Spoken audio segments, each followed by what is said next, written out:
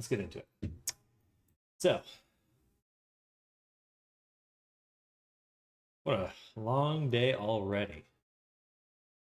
I feel like I'm at the end of my day, not the start of it.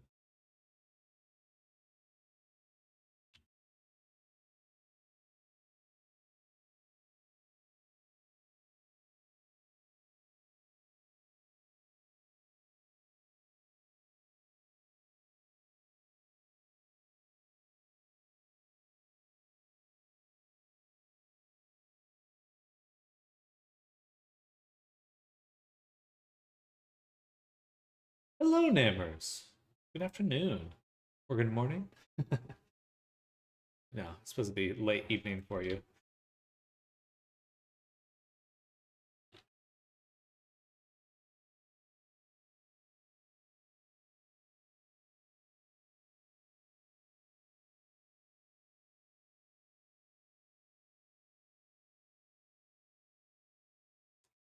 How'd the abode shopping go?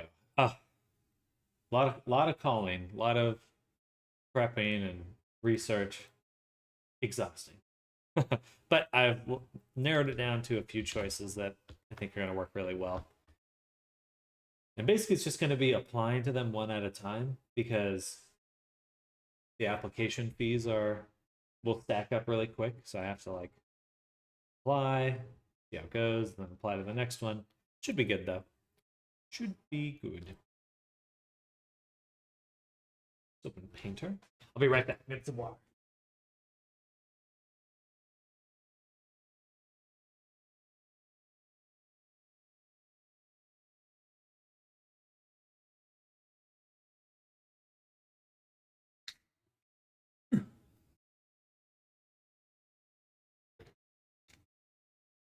But yeah, you know, is what it is.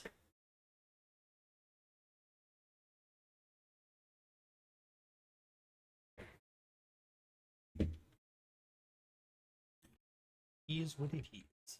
But now we're gonna do some texture. But also, how's your day going? What have you been up to?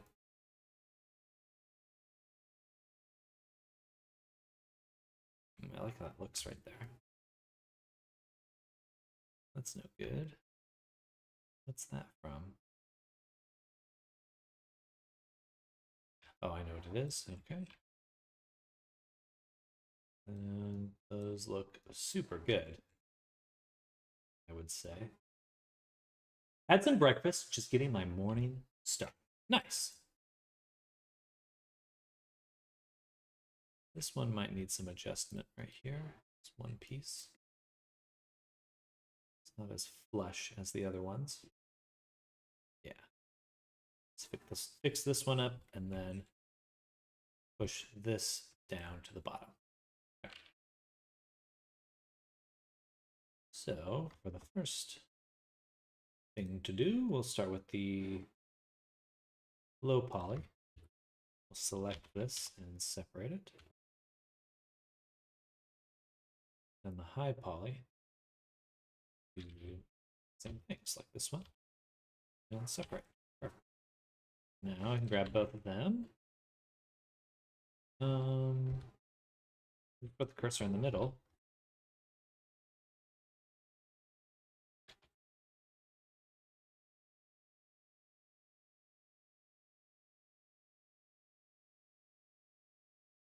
Okay.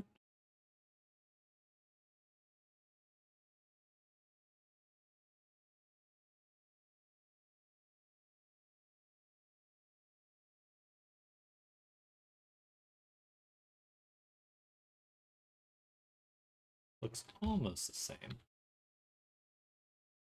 Had some breakfast, just getting my morning started. Good.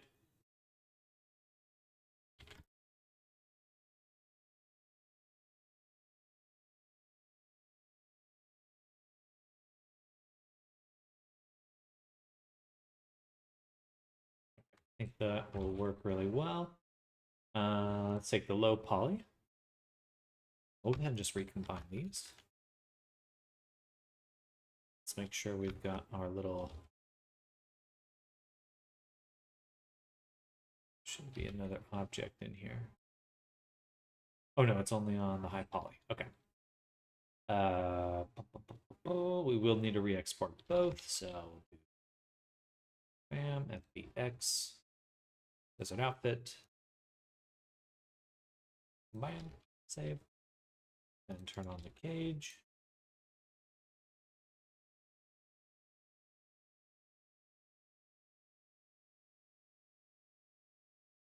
Then the high poly is here. Hopefully going to get my retro model finished today. Ooh, that's exciting. I can't wait to see. Can't wait to see them. They're coming out super well. Super well.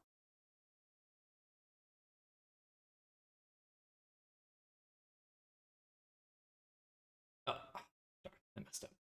Back to high poly. This guy right here needs to go to there. Oh, one more export for the high poly.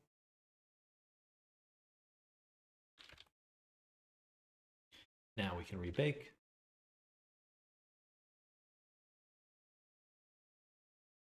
I think. Let's just double check. Yeah.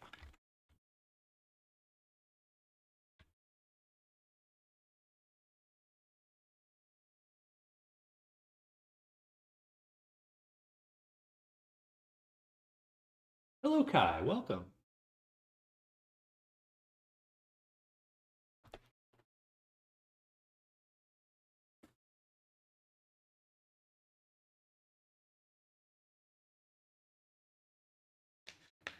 Thank you. The snake is looking awesome too. Thank you. Thank you. I'm pleased. I am pleased. Coming out well. Hello, Snardo. So did you find something interesting? I did find, if you're referring to apartments. Why would that bake differently? Ah, because I didn't refresh our main mesh. One more thing. Hey, Blender nerds, what's up? What's up, Lectro? Hello. But yes, for my apartment search, it's going pretty well. I found a place that's pretty close to my family, and so it'll be about. Right now, it takes me like an hour to get up to see them, and I'd be like less than 5 minutes away. Hello, Ray. Welcome. Hello, hello. Oh, other than that, though, it's just been a lot of making calls and doing research and stuff. And it's a little tough because I didn't expect to be in this position till like a few months from now, but not too bad, not too bad. Having some people help me tour them and see them, just because it's so such a trek to go and see them.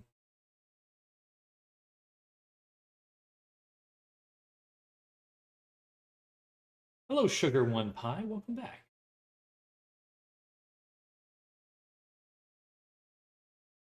PC specs. I have a 2060 RTX or NVIDIA. I have like 32 gigabytes of RAM, and don't know what my CPU is. It's an okay computer. I would say it's like a 2 to 3 years out of date for sure. For just general gaming, average gaming computer.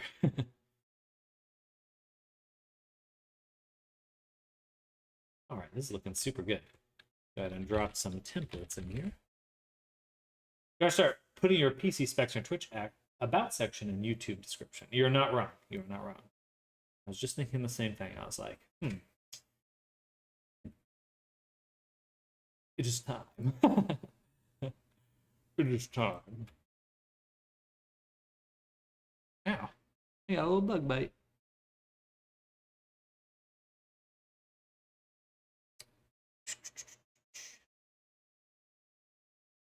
I wish I could have started work today. It's always tough because it's like when something takes that long to just go to invest in, it's like, how do I structure my day around it?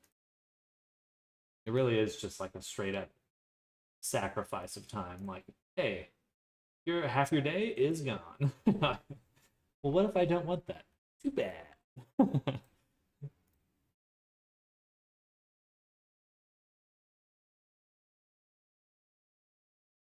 So it's supposed to be like slightly sheer. Not quite sure I'm going to do that. I don't know if I will be able to do that, honestly. Get close to it, but not quite fully there. My PC specs on stream is labeled potato because I don't want to label what I have. It's a mystery.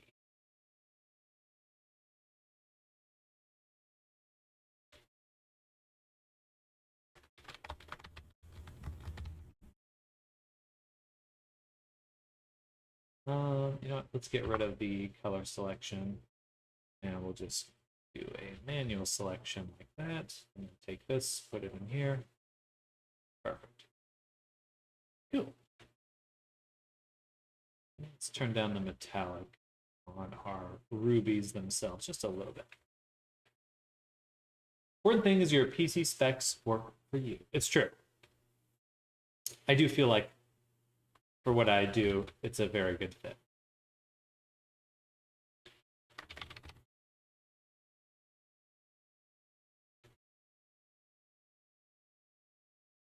And this is actually like a bluish metal.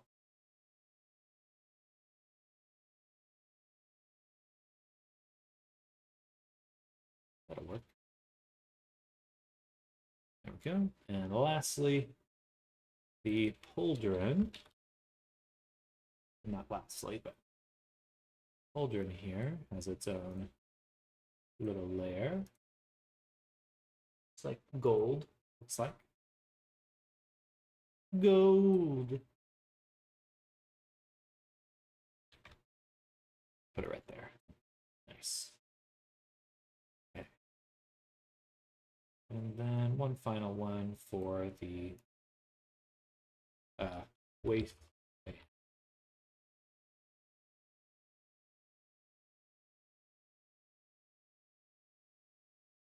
Cool.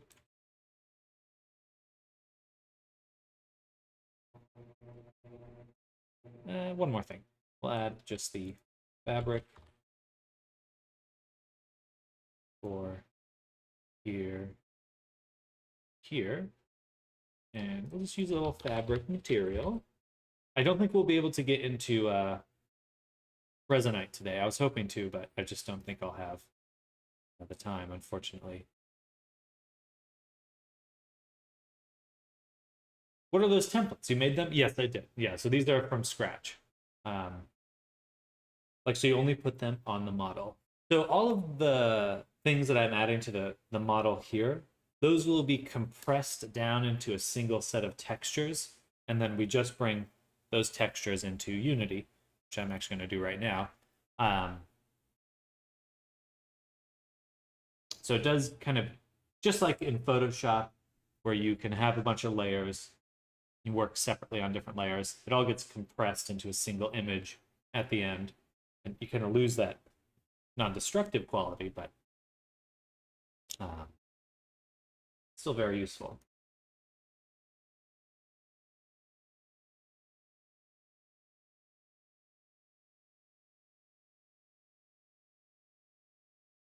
Why don't we do a silk?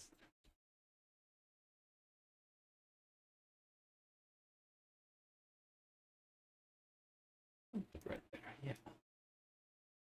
Yeah, that looks really good.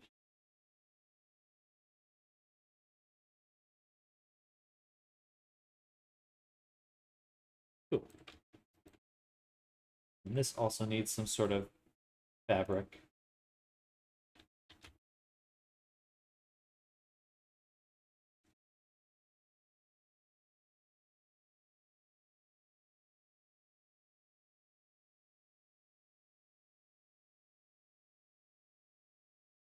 Let's tile it maybe 3 times. There we go. And we'll turn down the roughness just a little bit. It's already pretty low. So, yeah. Good. All right. Save that. Then I'm going to export them right now. Where can I see how to make templates like those? Well, so They really are just exactly what I'm dragging out here. So this template flat one is literally just a folder with a material on the bottom and a black mask. That's it. To make it, to save it, I should say, you right click and you just say create smart material. You just have to make sure you name it something that you can find again. So I always name them template just so I can find them. I don't think anything in here though is outside the normal default stuff. It's just things that I do frequently that I ended up saving. It's like, oh, I find myself having to do this, way too many times. So I'll just save it. Absolutely.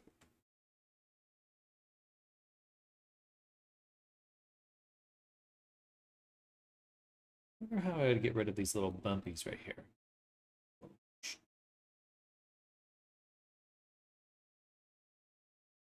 Probably have to subdivide this. I'm subdividing afterwards.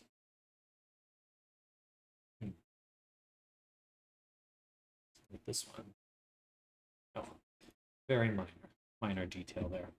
We are going to do one version of this character where we put everything at 0, so the main origin, and we're going to export it, calling it clip.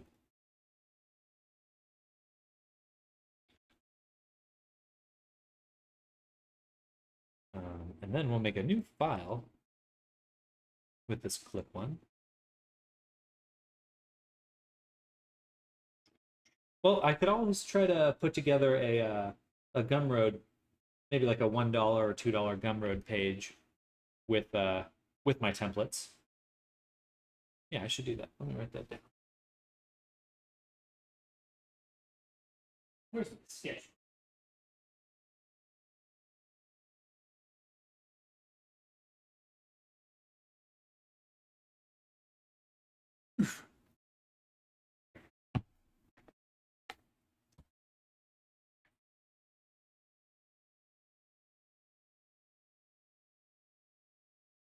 Make substance template Gumroad.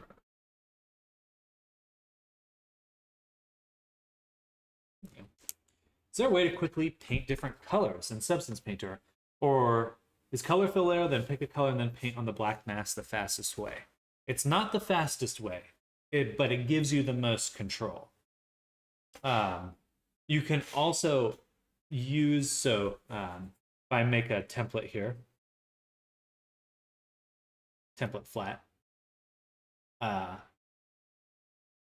you have a few different options you can use to create masks. So these all do slightly different things. You have a paint layer, which works exactly as Photoshop, as you'd expect. Fill is just a solid color. Levels lets you adjust layers below. There's also a lot of filters. And these things in conjunction with each other just give you so much flexibility. Whereas if I had, for example, like painted the colors on, I couldn't change them easily afterwards. And I always find that it's like, oh, I wish the metallic color was just slightly different for that selection. And so having that flexibility does seem to be, it's my preferred way to work, because it does give me that option to change it afterwards. Because I just find that I'm always tweaking things and changing things. And hearing how other people on Twitter use Substance, I do think that generally people eventually start using this type of workflow. For this one, though, I don't need any layers at all. I'm only going to bake it. Just bake it, because all I want is the ambient occlusion.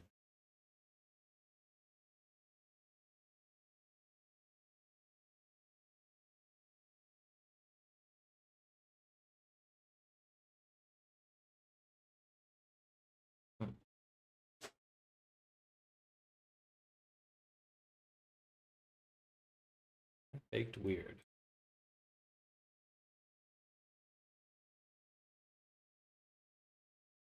Right, because this is in the sleeve, so of course this would be gray. Okay, everything else looks normal. Save that. Substance is definitely overwhelming and confusing at first if you're not familiar with masks. Yeah, the masks, there are a lot of new things to learn with it.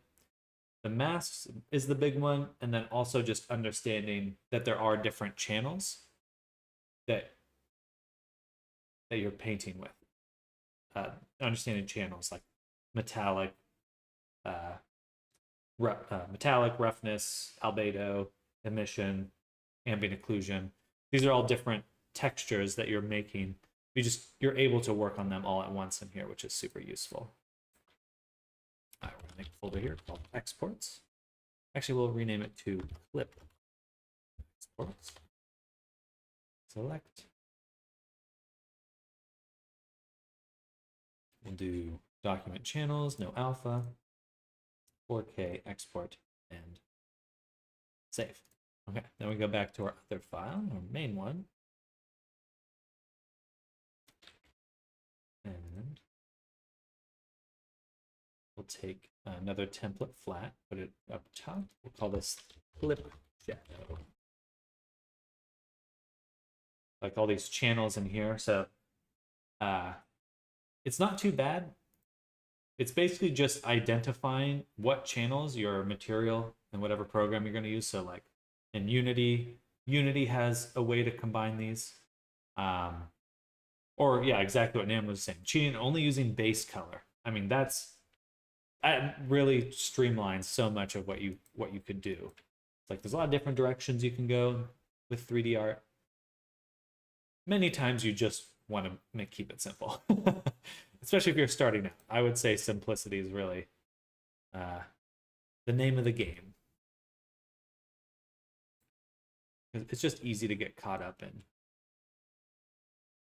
the idea of like trying to achieve that perfect thing in your head.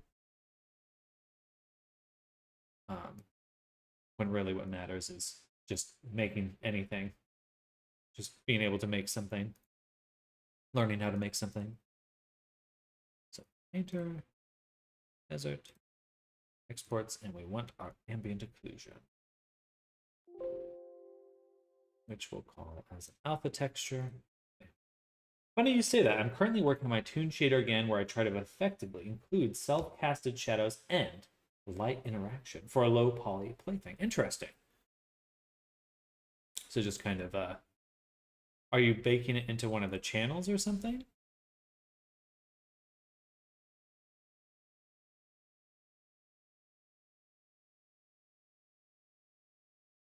It's kind of hell though. It sounds challenging.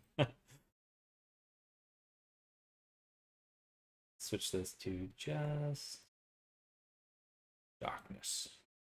And then I think we need to invert this. So add a filter, invert. And now we've got some shadowing.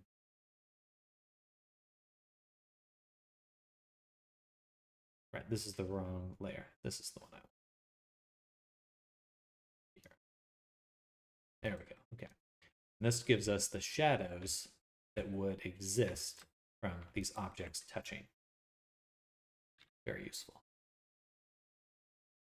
But we don't want it on everything. Okay. Cool.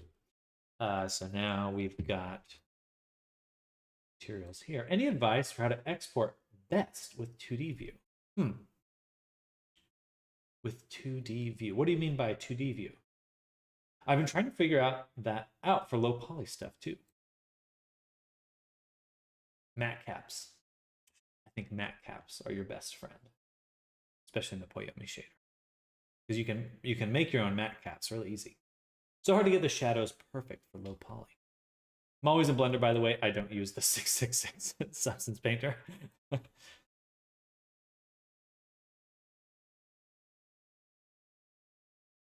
Like when you export output template and 2D view. All in one texture. Oh, gotcha. Sorry, my bad. So yeah, when they're flattened, gotcha. So you can make your own templates here quite easily. And they have a lot of them ready to go. Like I think they have a Unity one here. This might be the one I made.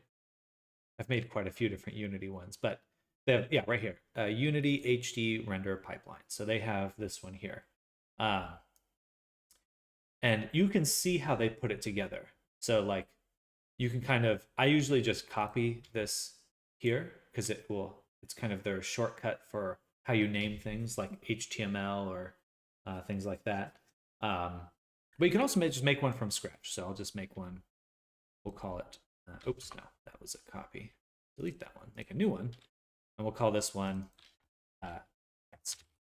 And in here, if I wanted my, just my standard base color, which I can see right here, base color. So these are all the channels that basically Substance gives you, and then you can pick and choose what you want to export. So if I want my base color, call it base color, I can literally just take that and drag it into here. Bam. And I'm going to tell it it's an RGB color.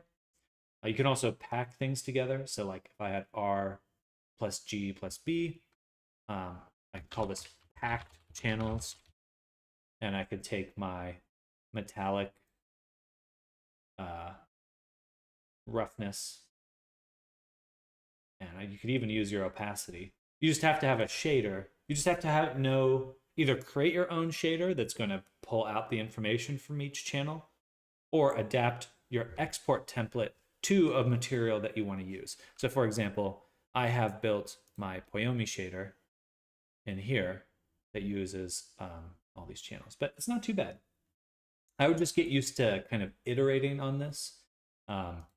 Oftentimes I have to go back and forth to get the perfect export or the export template just right. So some tweaking is necessary. But we are going to export it actually. So go ahead and go here, find this folder layer, and copy the path, paste the path. We'll call this desert outfit. But when I like export from 2D view, it gives me like plus shadows and all. I would not recommend exporting from 2D view. I would only use the export templates like I've done. I'm not sure if there is another way to export, but I only ever go through this menu to export things.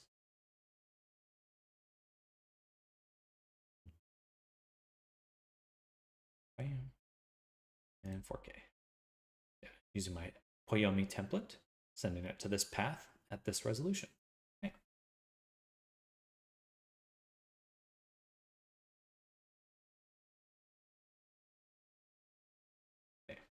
Can you explain why you need multiple channel layers when you can just keep adding modules to the base color one? There's only certain ones you can add to each. Adding opacity module to the base color channel. I guess theoretically you could have like one texture file that has like an infinite amount of channels, but it's my understanding that you're kind of playing to the operating system and what is the fastest way to get that information out. And generally, it has a lot of Windows and Mac and stuff. Depending on your shader, you need different data with RGB/A data also. That's true. That's true. So I suppose if that's your question, Namers, that it's mostly just efficiency. Less files, and they load faster because you're only loading one file.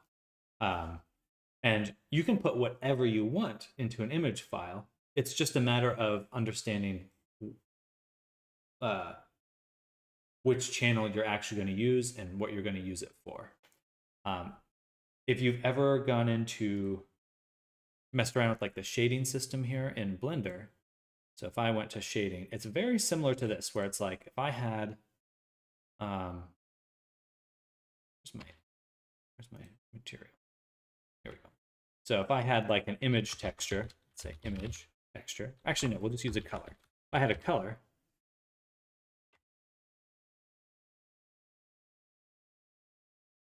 I can actually just pull it apart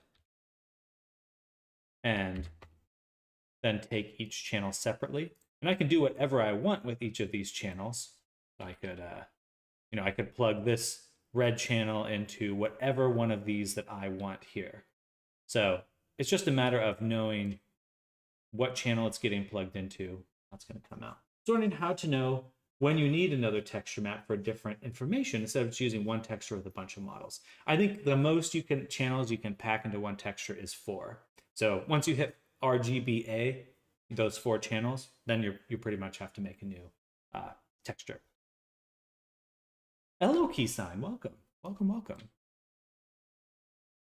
So it's mostly just a matter of how many channels can you put in an image file, and that's usually 4. Technically, you could make your own file formats, but this is just... It's interesting when you look at video games, a lot of the workflows are just like built on generally what people use and aren't necessarily what would be the most optimized thing. I think they answered my question. Okay, heck yeah. That's why I hate in Blender. When baking certain material types for different shaders, I need setups, have to relink everything for each bake, but soon with Eevee, no more. Soon. I'm taking my sweater. Whew. So cold, and now I'm too toasty. All right, let's also export. With Substance, you can just press go, compared to Blender at least. For now. With GeoNodes and some Python scripting, sky's the limit. Let me get rid of this thing here. Bam. And we're going to turn on Silac here. Maybe. If it loads.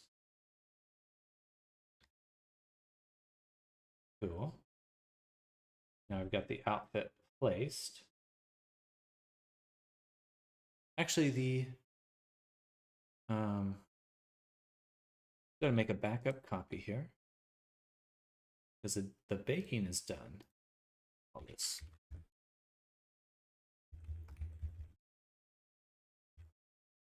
Desert outfit painting. Save that there. And then we can take all this stuff and say remove animation, put it back to 0. Parent these to our rig. Actually, let's just make it real easy. I want to take all these pieces and mesh them. Can't do that. Right, the mirrors here, apply that. This one has a mirror as well. Okay, now we can combine. Boom.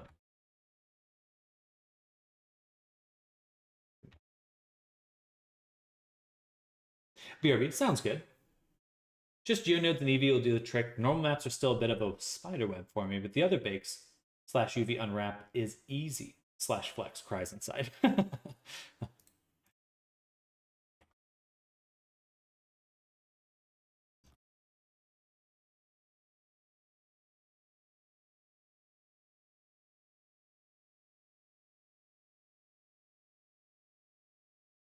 Okay, now we can turn Silac back on, and we're just going to transfer the vertex data.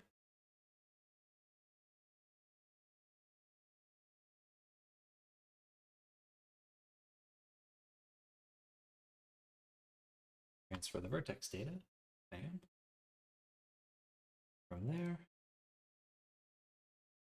And here. And then take both of these and parent them to the armature. And export the whole thing. Not sure if I can handle math nodes, if possible at all, when combined with the mysterious multi-res inside GeoNodes. Whew. I have found that when I get to baking with multi-res, I still just make 2 separate meshes. I make my high poly over there, and I make my low poly over there. It is really hard to keep swapping back and forth between them, just because it gets slow. It gets slow and prone to errors, prone to user errors, to me messing up. An ID10T error.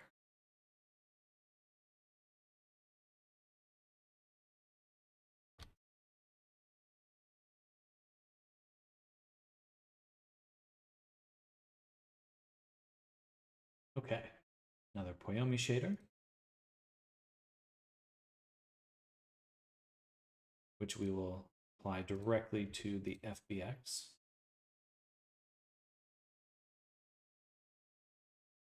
And then we just go through setting this up again. First things first, go to shading, tell it to be skin with a tint of 70. So I like the look of it. And we should drop in the textures, albedo, normal map, then light data. I always set this to 0.5.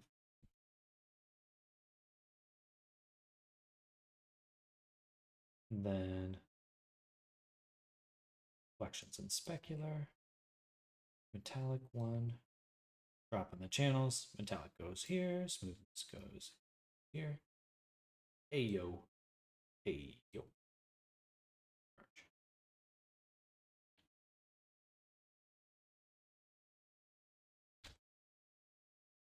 Okay. Oh, that looks really good. Nice. All right. And then I will just straight up copy the rim lighting.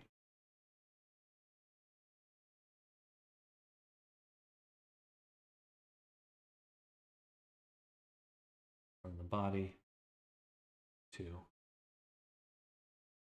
the cloak.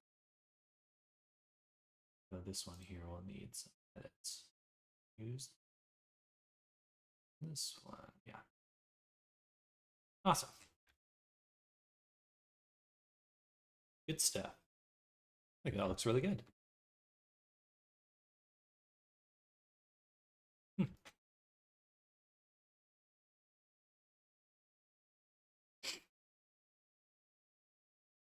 I like the slight metallic quality to the clothing. I feel like that looks very regal. Regal.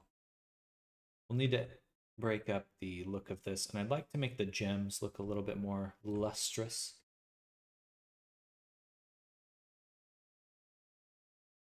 Nice.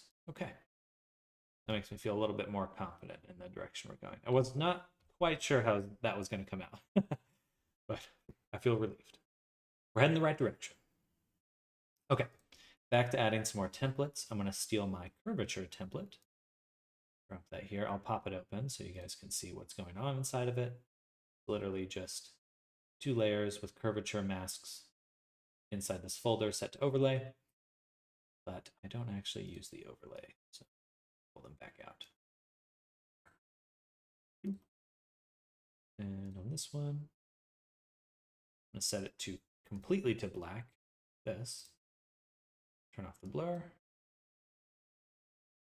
Find a good balance, maybe right about here with some contrast and some blur. And then we'll turn it down. Switch to base color view. So we get a little bit of shadowing there. Nothing crazy. And then we'll add another generator on top, ambient occlusion, which needs to be inverted and set to linear dodge. Now we can get those harsher shadows.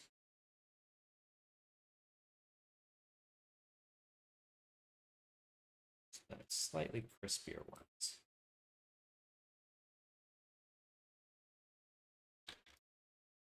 Can't push it too hard though. This is all being done on Adobe. This is an Adobe program, but it is called Adobe Substance 3D Painter. But yes, this is an Adobe software. For better or worse. In some people's eyes, Snardom. Definitely worse.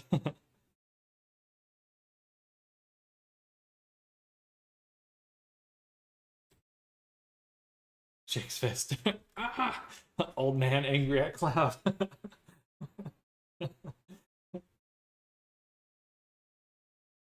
Snake Eyes looking dope. Hello, Frofadar. Welcome. Hello, hello. Thank you. I appreciate that. I think he is coming out very well.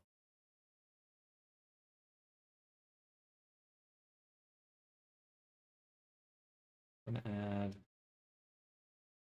Add a blur.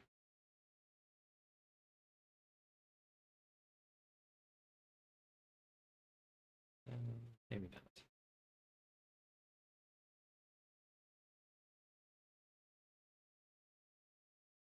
You animate it yet or no? So, right now the body is rigged, so I can move the body around. So yes, but there's still a lot more animation stuff to do. So it's been started, but kind of the base level of it. How do you do the shadows bake when the mesh is exploded like that? So for the shadows where like proximity shadows, I actually just make another file that's just the um, the unexploded version. So I just bake the ambient occlusion out here, and then I just bring it into my other file. Exactly, yeah. So just kind of, so it's much easier to keep it separate like that. Sneaky, I suppose so. Then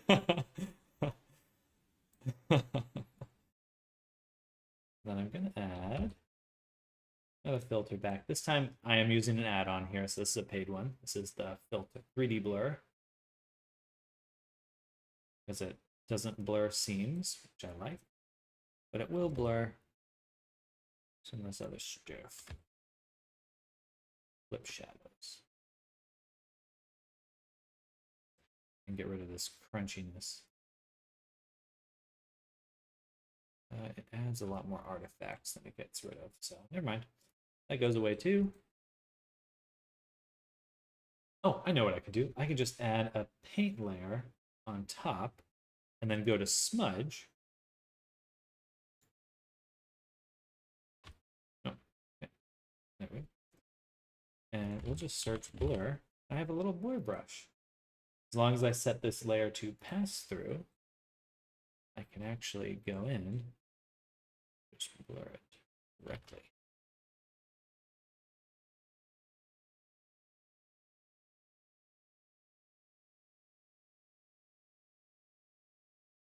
Not that anyone is ever going to see this stuff.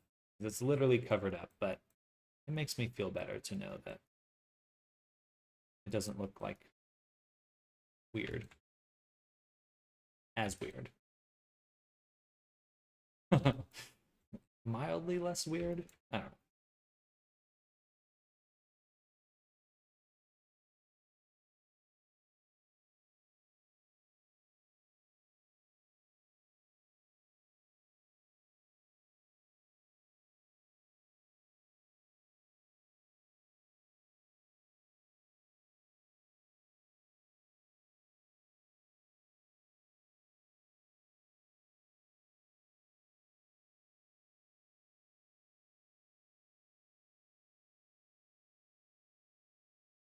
But this is definitely one of the benefits of using the masks here, is you can, well, you can do this with normal painting too, but you can actually make a separate layer, and as long as you set it to pass through, then you can blur everything below that layer while keeping the smudges separate. So I could go and just erase out the edits that I've done. So I could go in, I want to get rid of the smudges there or not. Pretty cool. I like that. Definitely enjoy that part of Substance. That does look better. Okay. Now what we're going to do is get a little bit more detail on our bracer here.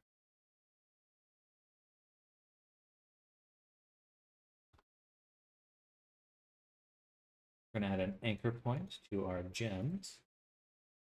And then above this, we'll add another template flat, which we'll use a fill layer with that anchor point we just made. Then we can do a filter on top with a bevel set to inverse subtract. Now let's actually set this to a color we can see.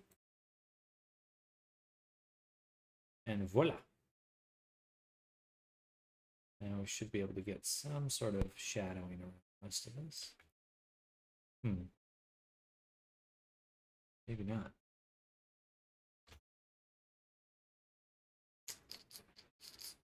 Interesting. It's because they're separate objects. Um,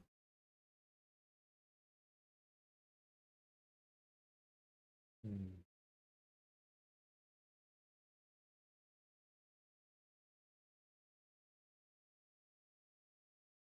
All right. Okay, then let's switch it to ambient occlusion only. You don't need an anchor then, just a generator. Ambient occlusion, inverted. Cool, so we've already got a nice little shadow there. Push the balance this way. A bit more contrast. All right. Bracer hills. What happens if I put this below the gems?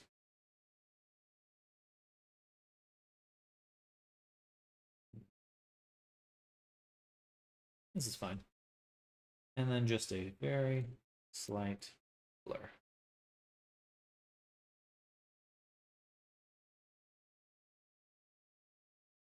Cool.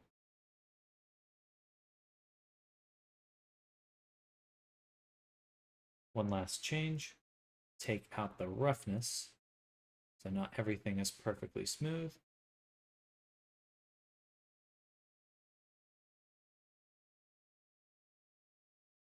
Cool.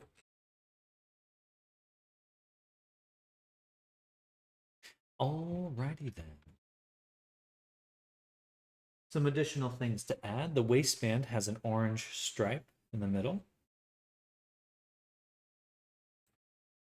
Let's call that orange stripe. Sample that color.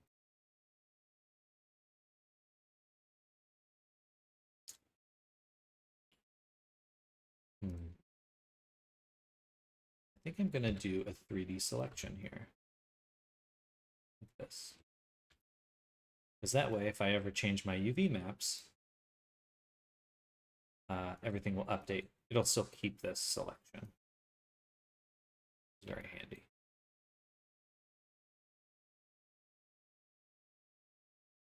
Okay. Easy peasy. Give it a little bit of height. Kind of pop it out a little. Well, I'll even do a little bevel.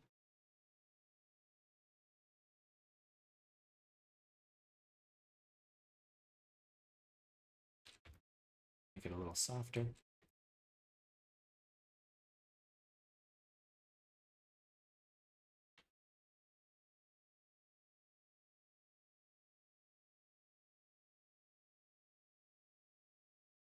Cool. And we'll also drop another pattern directly into the orange stripe. We'll call stripe pattern. Add another fill. And in the fill, we'll do some sort of pattern. Something like this, tiled a few times. Take out the color. Just add roughness.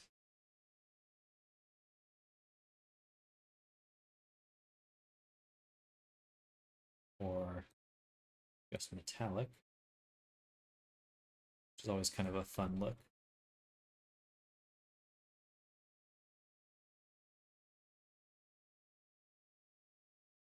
Have to go the other way. Take the roughness out there and make the stripe itself a little glossier.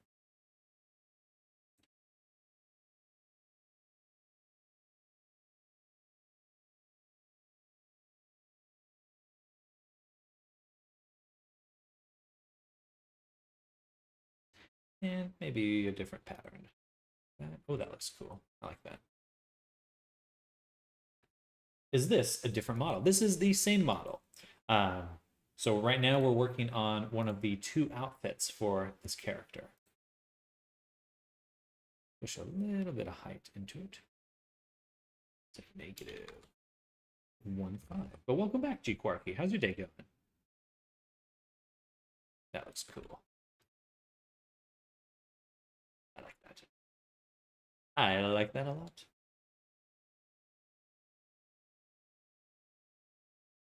And we'll do one more below the stripes. Will just be waistband pattern. Something very similar. It's going well. It's going well. It was a tough start to the day. Currently apartment hunting, which is always a awful. It's always awful, but we're making it through. Settled on some places that I think will be a good fit for me.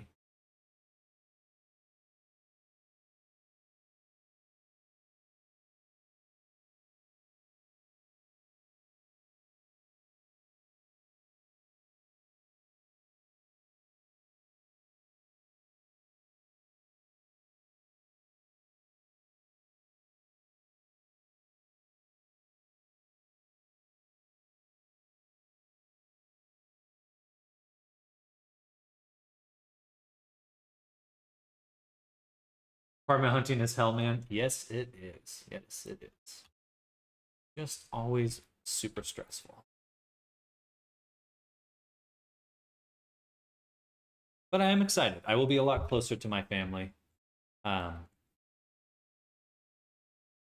think is the most important thing.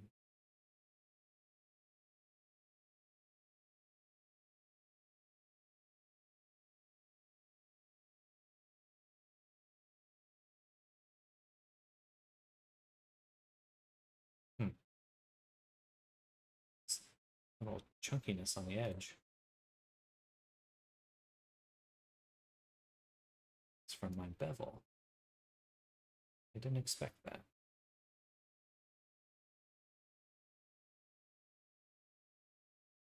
I think I will blur it, but then set this to linear dodge. So it's not quite as. It doesn't do anything. Just get rid of it. When moving, how long will it be without uploads or streams? I don't think it'll be long at all. It shouldn't take more than a day to move. I don't have that much stuff.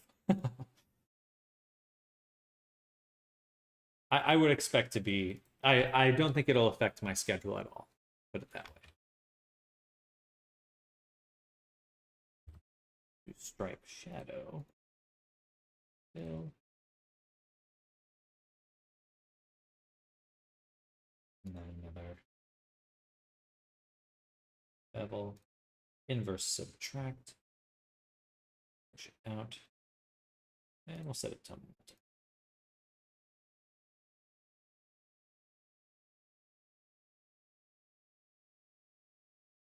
Beautiful. Cool, man. Yeah. Just imagine Sam walking to the app with a blender under his arm and a suitcase of a fresh VR headset in the other hand. I have been thinking that if I have my headset and like a PC in the cloud, like a cloud PC, and I could connect my headset to my PC, that I really could just, I wouldn't need to be working in here. Is your family supportive of your work? Is it hard to explain at family gatherings at all? Like, yeah, I create 3D characters for others to control for a living. Lol. Sorry for the personal questions. No, I totally don't mind answering that. What the to the out? I thought you misread that, but I word saladed. I know what you mean, though, Snartum. They understand a little bit more now of what I'm trying to do. But to be fair, I also have a much more like concrete thing that I'm doing. It's not as like nebulous as like, oh, I'm doing art. It's like, no, I make these characters. So I think it's a lot easier for them. And not only that, but they can tune into my stream. So they do have a much better understanding of like when I say when I'm doing these things, what that actually means, which is nice. Certainly, it's still a difficult route to go. There's been a lot more challenges in this direction than I think anyone, including myself, could predict. But I enjoy it a lot. So, and I am getting to this point where now I'm like, I really am feeling very, very confident about the kind of work that I'm doing, which is also new. Didn't always have that feeling. Like, oh shit, okay, I can actually support myself with this. Cool. Wow.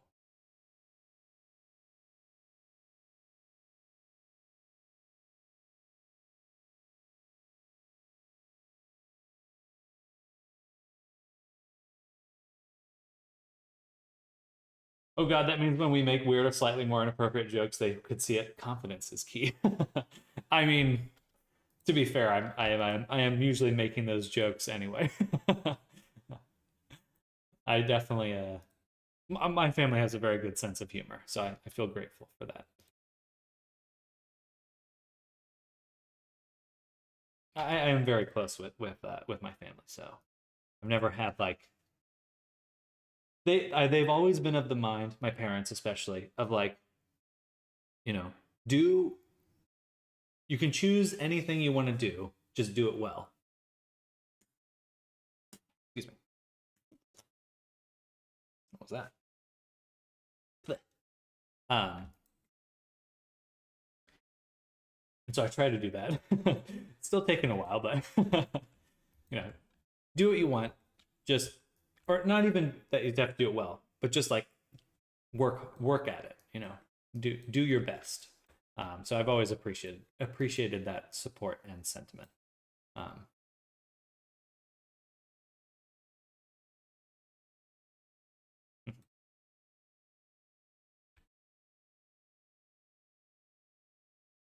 like a little bit more of a shadow here.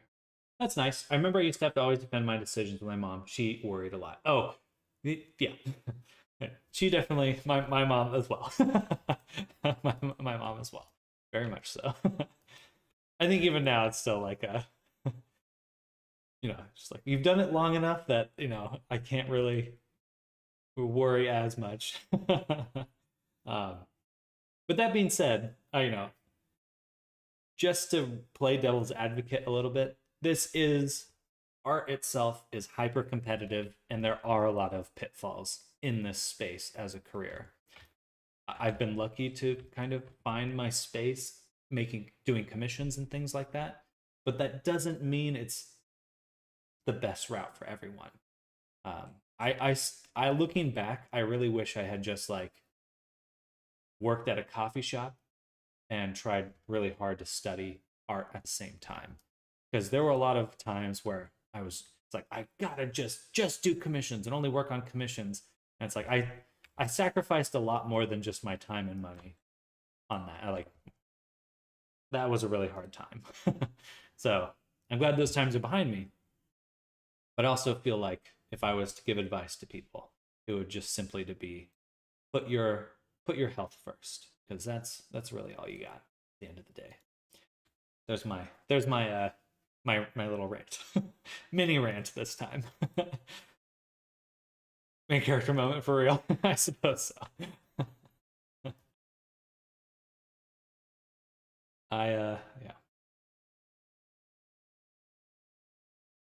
It's I'm proud of where I am, but it's been a challenge. Let's add this other color here.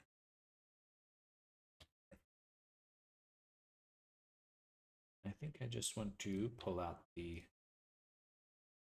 Actually, I will set that to multiply and take out the roughness.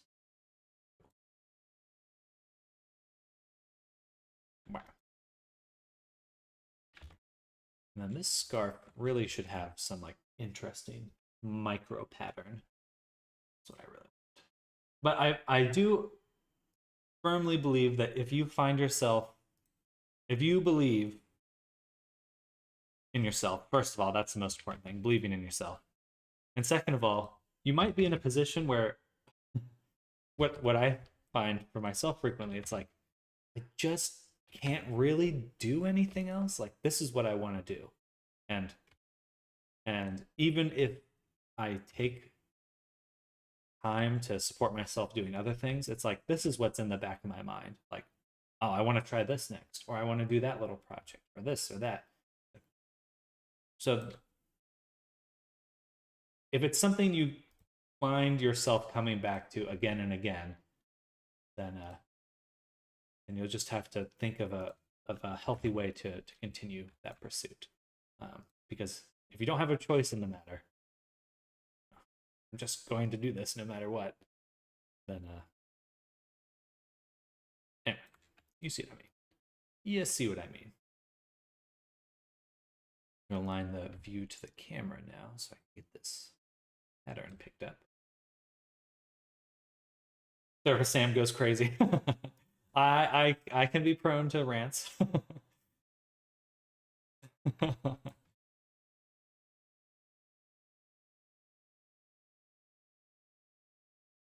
Oh, that's cool. I like that little micro pattern.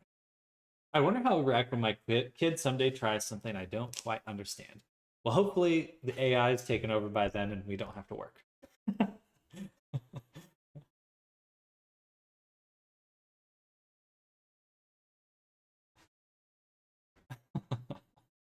That requires having kids in the first place, lol. Your AI children. Plot twist, the kid was an AI all along. I'm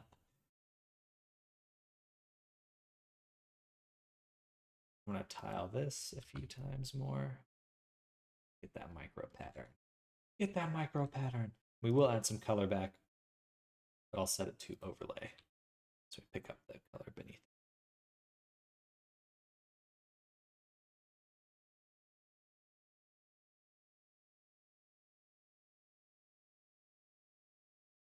You were. We all are. We are the simulation.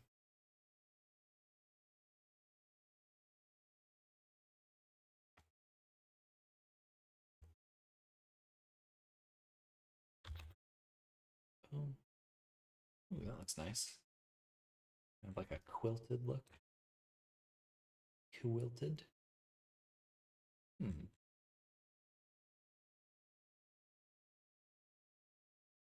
Let's see if that even shows up in Unity. Someone call Spielberg. Who knows? He might turn into a movie someday. IDK why people make all these ideas up. I just think we are here. I don't disagree. I think that's my main perspective as well. Sorry, everyone. I got to take this call really quick. 1 moment.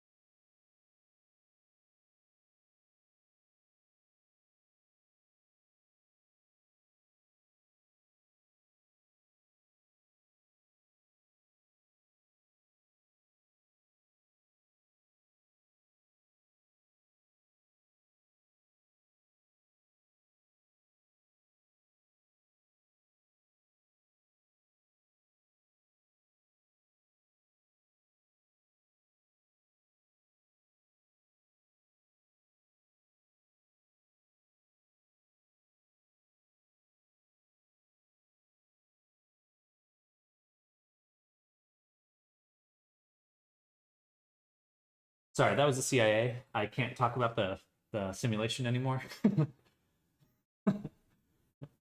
Parents calling them saying how proud they are. I can't believe people make all these ideas up. I just think we're here. I agree as well. Well, now we call them to say how weird we are. You need to ban that guy.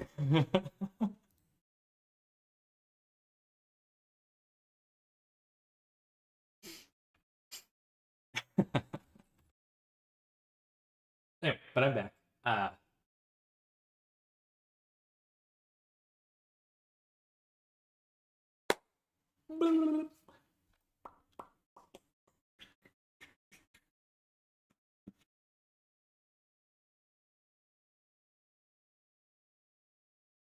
All right, that looks pretty good. Now the CIA agent, a snitch.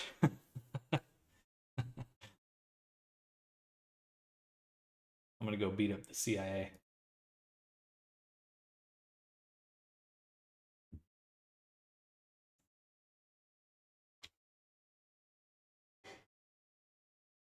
Excuse me.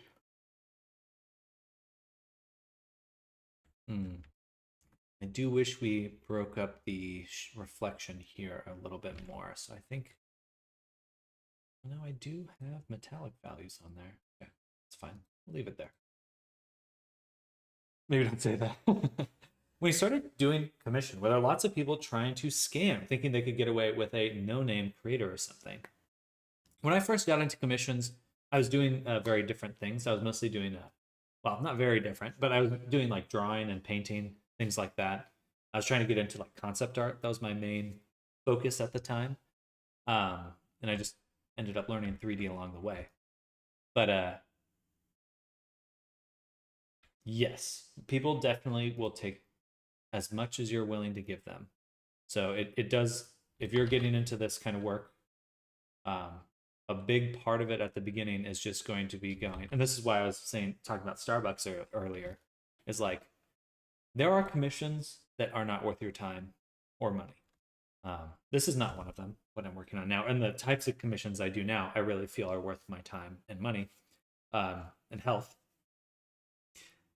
But not only are there commissioners that will take as much as they can get out of you, there are also jobs that will do that too. So there's a balance. Like, that's not that's something you can find in any job, whether it's a commission or not. So you just really got to have your own, again, your own health at the forefront of your mind, because yeah, I'm not a fan of bosses. I'm really not a fan of bosses. I can say that pretty directly. I don't like I definitely don't. I've definitely been in the position where I remember for this one job, I worked, and I don't mean this in an exaggeration way, or like I would not ever want to do this again, or like patting myself on the back or anything. But I literally worked for a month straight, and that means no weekends, 14-hour days, trying to get this project done. And at the end of that, they just canned the project anyway. So it's like, like I like literally busted my ass trying to get this done and burnt out afterwards, and it didn't even go anywhere. So it's like, you gotta safeguard yourself.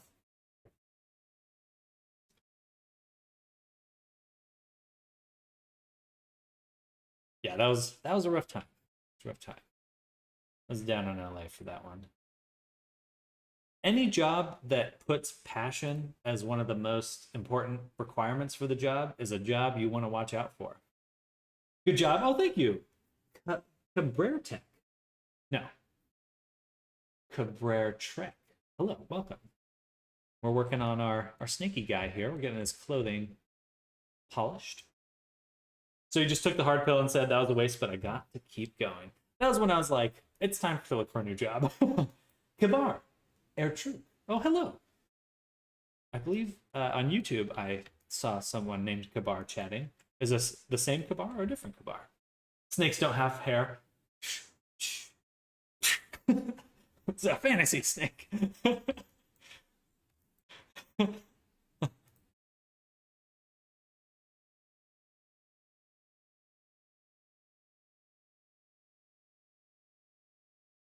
And there's also, the cauldron has like an interior extensions.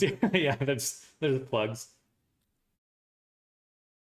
The snake learned not only was he balding, he actually had been bald the whole time.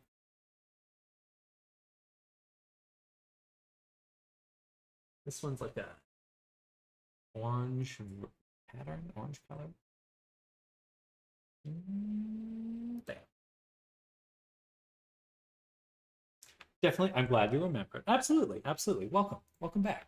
Welcome to the Twitch side.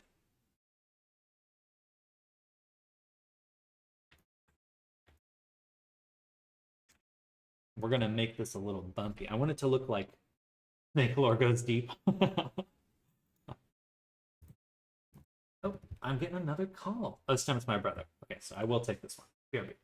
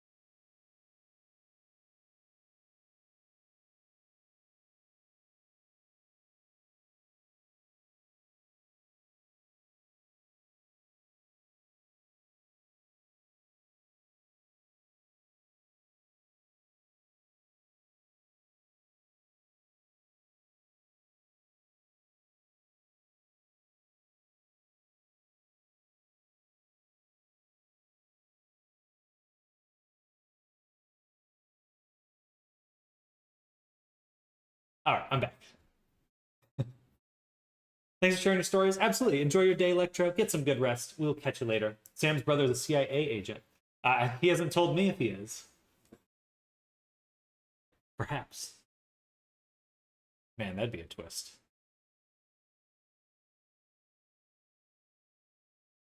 It would be a twist. Add another paint and just take out here. There we go. All right.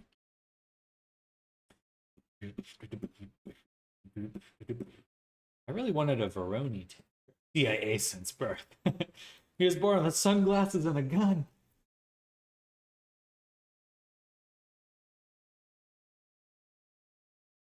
Or maybe that's the FBI. I don't know. Oh, that looks cool. I like that. That's exactly what I was going for. Nice.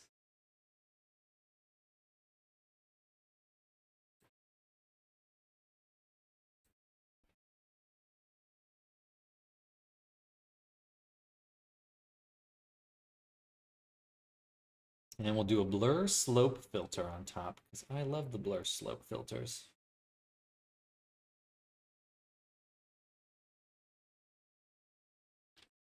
They're the best. They are the best.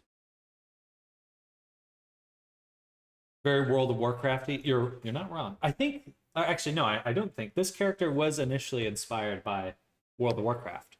Initially, they were one of the Draktheirs, or I'm not 100% sure what they're called.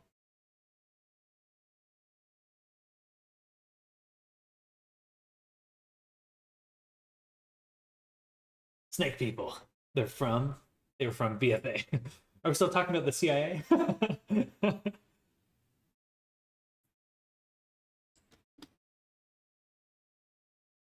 Not a playable race, but everyone wanted to be them. I thought they came out with a playable one. I'm pretty sure there's a playable one. These smudges here. We get rid of those. We go to our smudges layer. Actually, no, we'll just straight up paint it out. I can't paint it out. That means it's not from this. It's from something else. Drakthir is the playable dragon. Gotcha. CIA, BFA. Hello, Sai. Welcome. The snake can easily pass for a Sethrak. Yeah. It's all the same to me. Race. Whoa, Namers. Coming in hot on these fantasy races.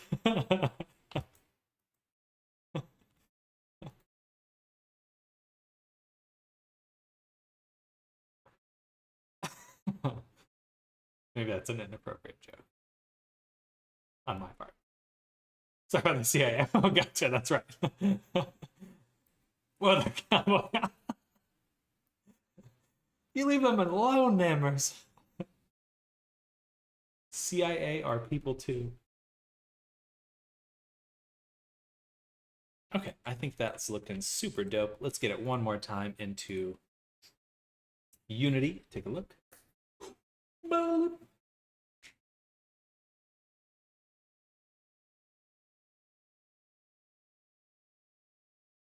do a slightly longer stream today since I missed this morning. I'm going to try to shoot for, it's 4 now, at least till 6 p.m. So we'll do another 2 hours of streaming minimum. Yeah, it looks good. It's good.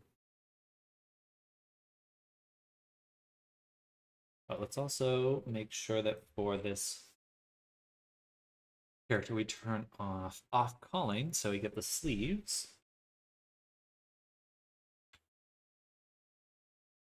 Hey Sam, I was led to believe that you could do whatever you want with the FBX as long as you didn't touch the bones and replace the FBX in the prefab.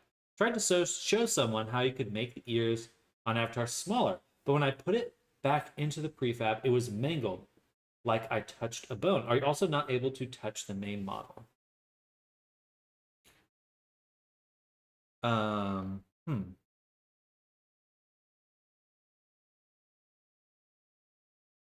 So again, that the prefab stuff is a little weird. So for example, if I took out my prefab here of Silac, let's turn off the original. This is our new one here with nothing attached to it. Right here, if I open up the hierarchy, you can see everything's blue right here. And if I add a new object in here, it's white. So that means, that lets me know that these items in here are prefabbed. But there's a special type of free prefab that exists where it's directly related to the FBX. So you can kind of think of this as an FBX prefab. What I could do is unpack this. So if I want to delete this object, let's say the bracers, if I try to delete them, I can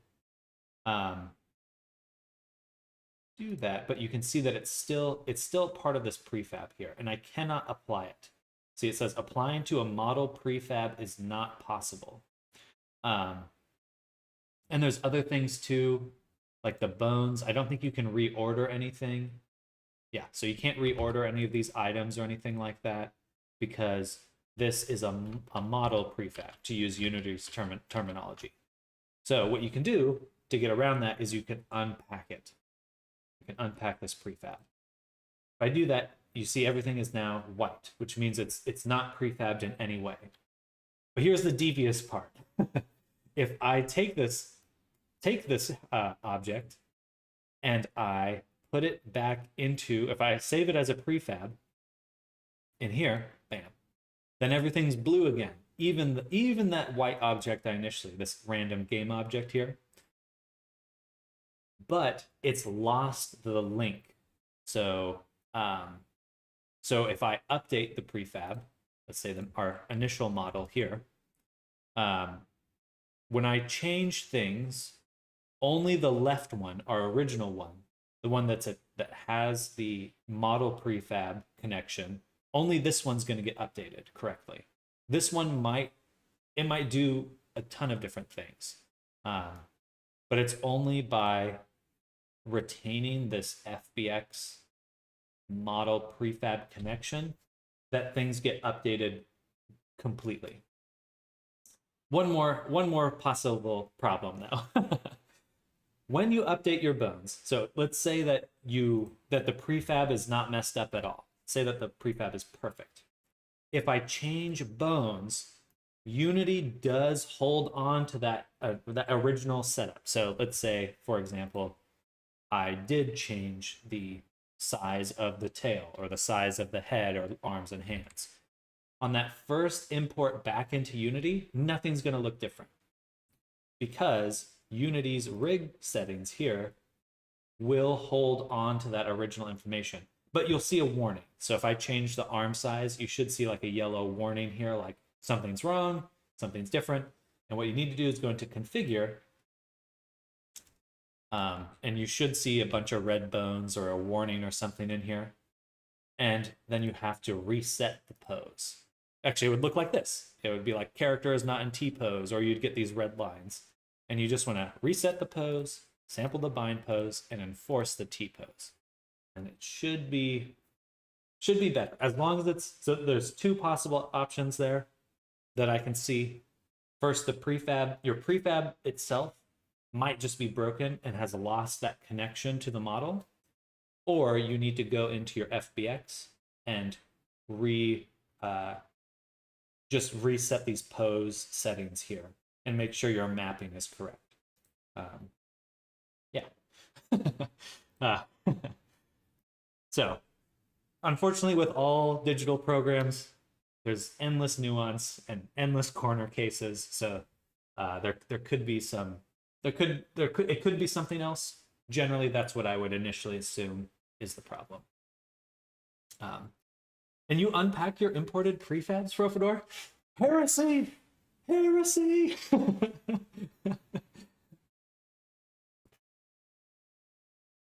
Absolutely right. Hopefully that is the issue.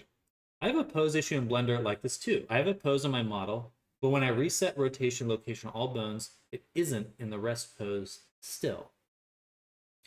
That means that it's somewhat above my head. Fair. I think the general thing you'll want to try first is click on your FBX and try just resetting the pose and see if that helps. For what's going on with your model, Nammers, that would be your pose, your rest pose. So if you go into pose mode and you move your bones, then this is not the original position. So if I went in and selected everything, all my bones, and just used Alt, let me turn on my screencast really quick, and I used Alt GRS to reset the position. If they snap to a different position, that means that this is not the rest pose. In AutoRig Pro, you can go down to the pose tools here and say apply pose as rest pose. Or if you don't have an AutoRig Pro model, you can go to Object, Apply, somewhere in here.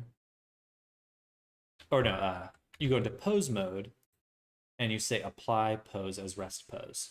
So that should do it. Hello, Sam. Fast question. I want to make his UV perfectly round. How can I do this fast? After unwrapping, it doesn't look round, more like geode. For my eyes, you can't get a perfect unwrap for a sphere. Yeah, unless for a UV sphere, which is what I use here. Exactly, it doesn't go back to the rest pose unless I have rest pose on in the settings. Oh, so you want it to be in rest pose, but it's not going there? Then you may have an animation value or a bone constraint of some sort that's messing with it. Let me take this eye here. I'm going to pop out the eyeball for the character. So looking at this, check the blend shapes. Well, it sounds like there's a bone moving around. So for this eye, what I've done is, I would like to see it without the material. I have this seam here. This is my first seam that I made. And opening up my UV editor here. And this is what the map looks like. So to get this kind of perfect, what I've done, usually do, and actually I can do this from scratch. Let me hide this one. We'll just make a new UV sphere. So first I rotate it, bam, apply the rotation. And then I do a cut here. And we'll mark the seam. Then I select this whole front face by using L. Now let me turn on screencast again. It always does that. There we go. Wait. What? Give me my screencast. There we go. So I hit L with seam. So then I get this selection here. Make sure I'm on faces. And then I just go U, project from view. Bam. And you can also do U, project from view bounds, which is actually preferable in this case. And then I'll just pin this. And then scale it down by 0.999. So just so it's not touching the edges. Don't want it to actually touch the border here. Should be close, but it shouldn't touch. And then for the other section, I'll select that. And I'll just project it from view. Or actually, no, I'll just unwrap it normally. select the edges, pin those, and then do another project from view bounds. Boom. Let me try it, but this eye is not perfect. You can always make a new eye. And now that I've pinned this one, we'll unwrap it, put my cursor down in the corner, down here, boom, and 0.6, scale it down, and there we go. That's how I do eyes, right there. But definitely the project from view is probably what you're looking for. More than anything, that's probably what you're looking for. Has it got a border? Clear chart. There we go. Whatever, doesn't matter. All right, let's work on the next outfit. I will check. I will be back. Sounds good. Do you ever take on projects? I do commissions. That's my main source of income. Also, hello, Arthur. Welcome. Tambalonis. I like your last name. But yeah, so this is a commission that we're working on. We've got the clothing. We just kind of finished this, or mostly finished with this outfit here. Got this cool stuff going on. Let's actually make sure our compression is good.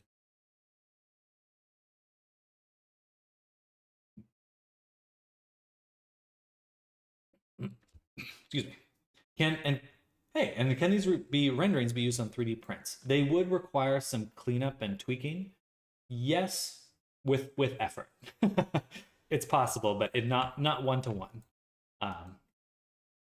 We say you can make money selling assets on Booth, Gumroad, etc. Yes. I don't make a ton of money on Gumroad at the moment. Hopefully I'll get there. But if you go to VR Chat, you search VR Chat on Gumroad, so just to kind of blow your mind a little bit, generally, for any avatar, let's say this Nova Beast here, has 816 ratings.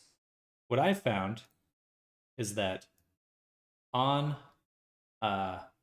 usually get 1 review for 10 sales. So that means this most likely has actually sold 8,160 times, and the price is $35, I think. I swear I saw that. Yeah, $35 right there. So times 35. This avatar's made probably about $500,000. At least in revenue. You know, Gumroad takes a percentage of that. Taxes take a percentage of that. But yeah, I think it's actually insane what people are making in VR Chat. Also, you're also on Kick. Yes, I am. I'll become a member right away. Thank you. Thank you, Kabar. Mission complete. Thank you. I appreciate that. Think about trying to get in Gumroad asset selling. The ceiling's really high, and I don't even think that this is going to be. This probably isn't the best-selling Gumroad avatar. It's one of them, but is it the most best-selling avatar? Hard to say. Not sure what's so popular about Nova Beast. Just seems like all the other furries on there. Whoa, slander. Hey. Sir Dead Duke, thank you for the follow. Welcome to the stream. Hello, hello. Bold claim, I know. And thank you again, Kabar, for the, what was the phrase again? A member. Thank you for becoming a member. Super appreciate it. I don't have my alerts set up for Kick yet, so thank you. But yeah, I think VR is going to be a very, in the long term, a lucrative thing. Straight, you missed my message, but yeah, it doesn't work for that. Gotcha. If you already have a texture that you're trying to use, generally you want a texture that looks like this for the eyes. So it's just literally like a pupil. And this is the type of eye texture I would want for my eyes. And if it's a little distorted, it may have been, the texture may have been made for a certain perspective. And unless you know what that UV map was originally, it might be hard to recreate. But you're welcome to send me the file and texture, the eyeball and texture, and I can take a little look. We have a lot of free eyes, and I'm trying to adjust UV from Avatar to not deform all eye textures to UV. Gotcha. Bold claim. You know, I think Fropador, for when it comes to aesthetic, uh, stylized stuff is king, at least at the moment. And until we can get like Final Fantasy level graphics in VR, um, stylized is going to be the most popular because that is what's generally the most popular. If you look at like Fortnite and all that jazz, we need to fix that. Fortnite. No, I'm just kidding.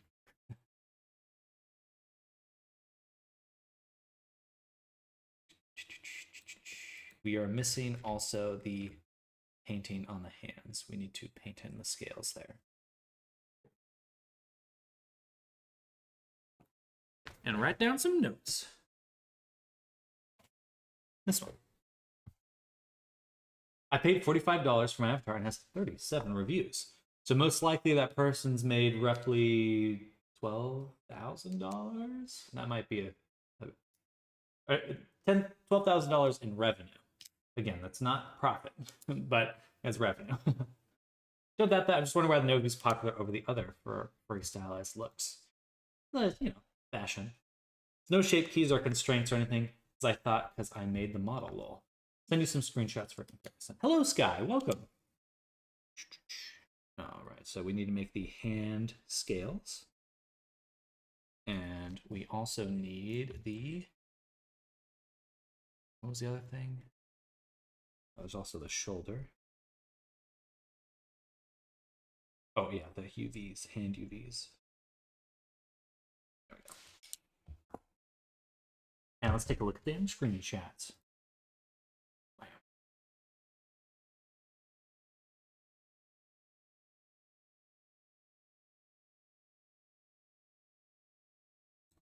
Make sure it's all good.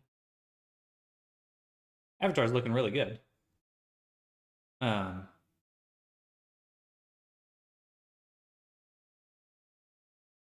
Interesting. Huh. That looks weird. That's definitely weird. Everything's just slightly skewed right there on the knees and legs. If your knees and legs are...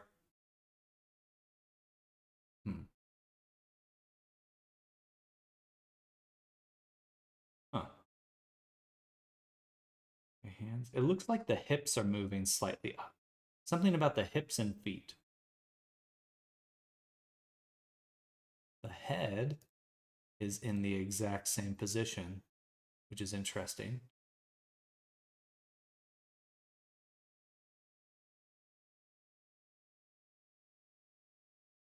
Not rest pose with rest. Okay, I read that.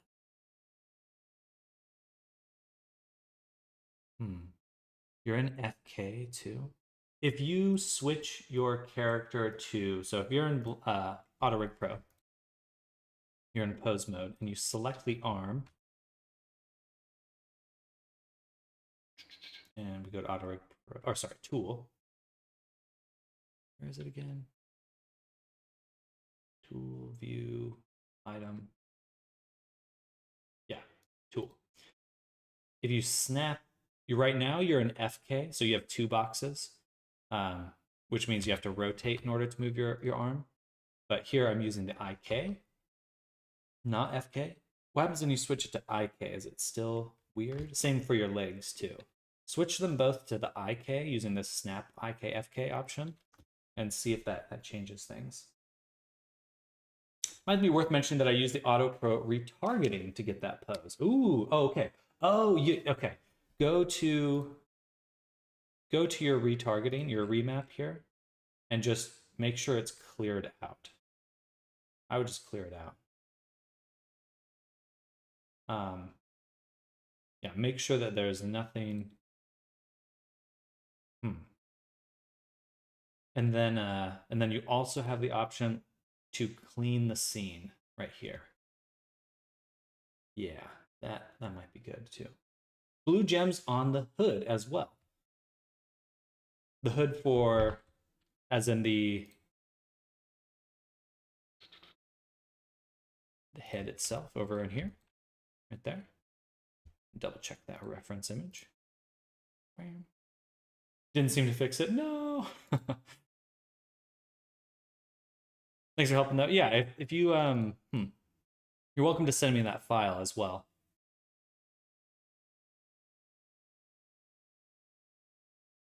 Blue gems on the hood. Or are you saying that these are blue as well? These spikes are blue. Gotcha. Okay. Oh, I see. So I made them metallic.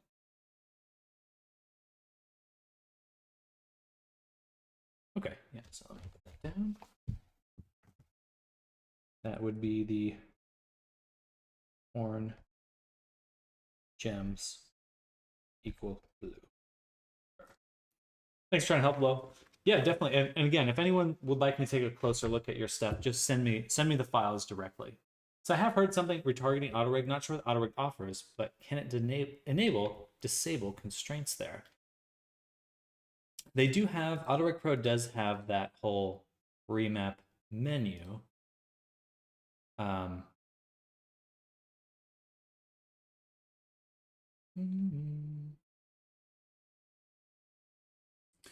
If you're just using like a normal rig, like you're just looking at bones themselves, it should be in when you're in the pose mode, you want to go to pose, and then there should be an apply right here. Apply pose as rest pose. Right there.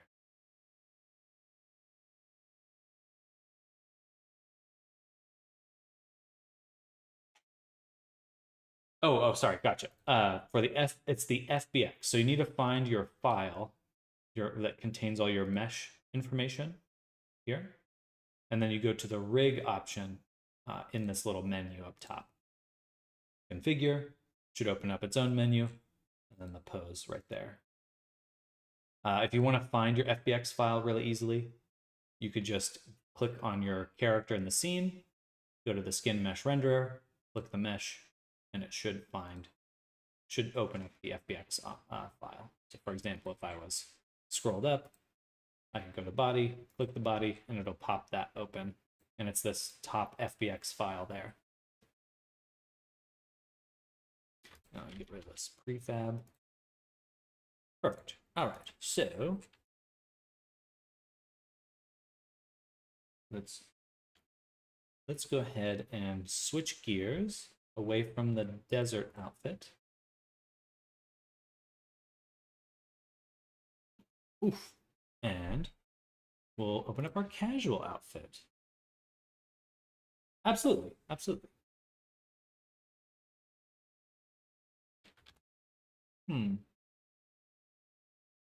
All I've done is adjust just the positioning here for these objects. I still have the multi-res on.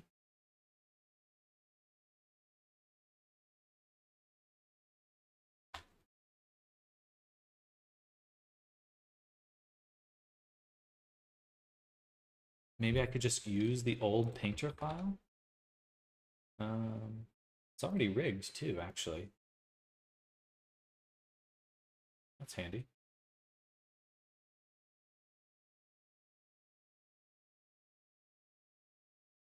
I just want to export the whole thing then. So let's just do everything. What does this look like? Boop. I should have combined some of the objects. Absolutely right. Happy to have.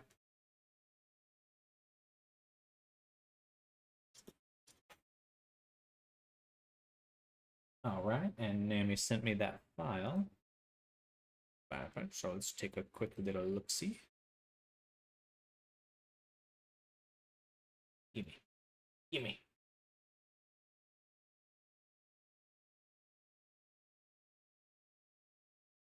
Is it cow? They're a cow? They have a little cowbell you're gonna make them? I like that.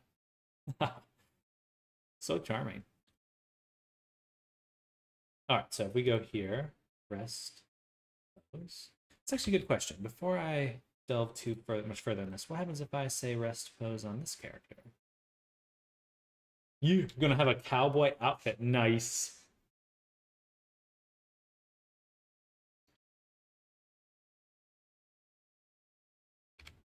That still wouldn't explain this weird offset. So my guess is,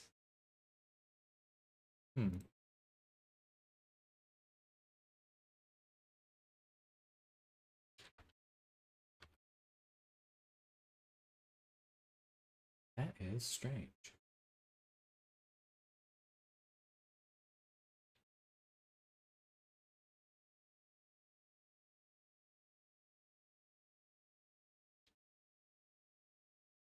Let's try making these at the same height. 0.6. I'm gonna flatten those really quick. Oh, wait. Why would this be? Yeah. Why is it still moving?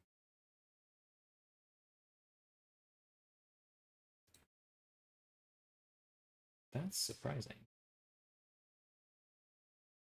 You'll want to turn preserve volume off, by the way, when you're rigging. Oh, Birdie Cloud, thank you for the sub. Hello, welcome. Welcome to the stream. Welcome, welcome. Check the animation window. That is a good call. That is a good call. Looks like everything's fine here, though. For full body tracking, you will want to move your root back just a ways. Just right here. That should be just a little bit behind the hip. But everything's looking really good. I don't know why it'd be different, though. Sorry, let me... It's only the lower legs that move, and only the lower arms.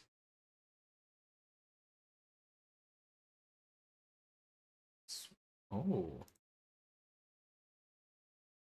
Let's try...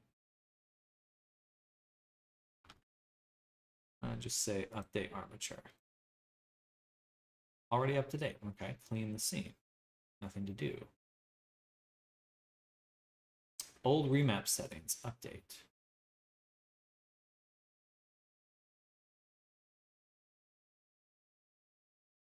Still moving, okay.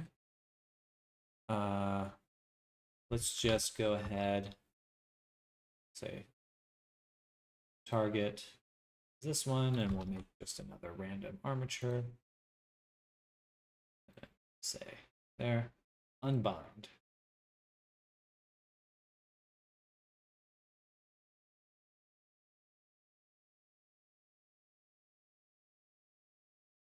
Gotcha. So it was, I'm guessing it's originally was a Mixamo rig.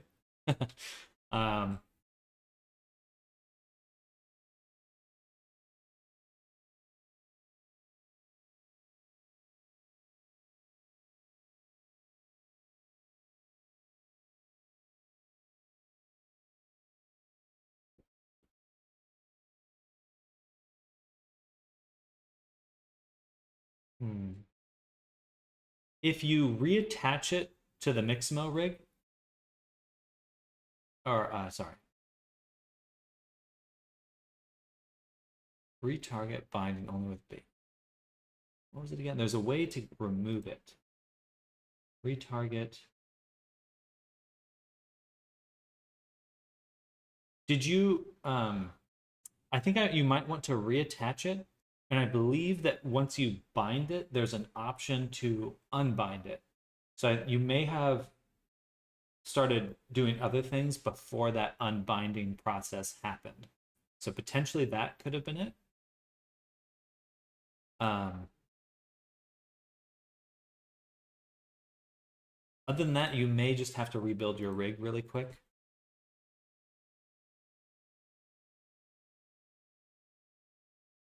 I don't see the option, but we'll try. Yeah, it's okay if it breaks because it's just a backup. So let's try, say, build bones list.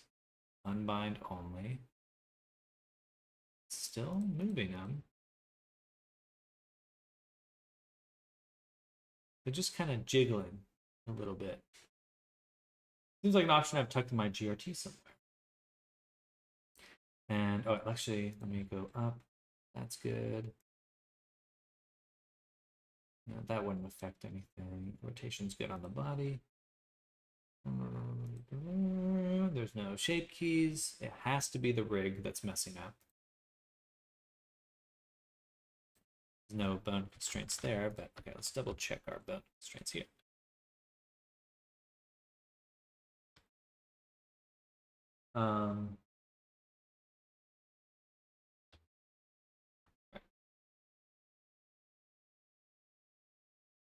Why would they both go that way? It's like they're pointed at something.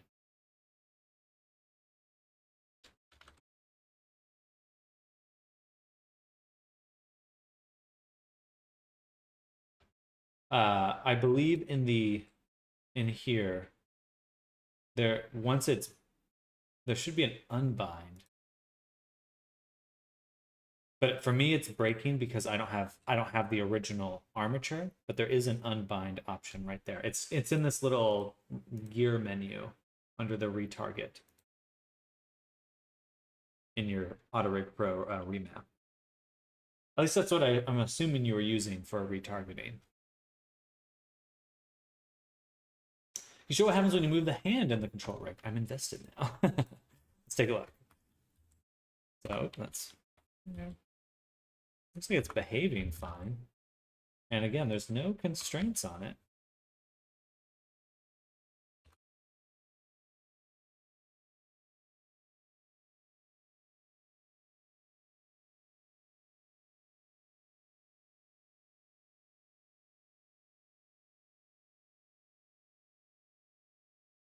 It says already unbound. Okay, well that eliminates one option. And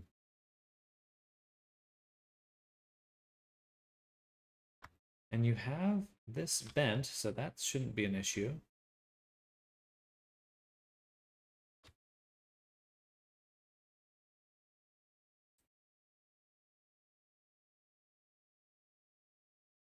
It all looks really good.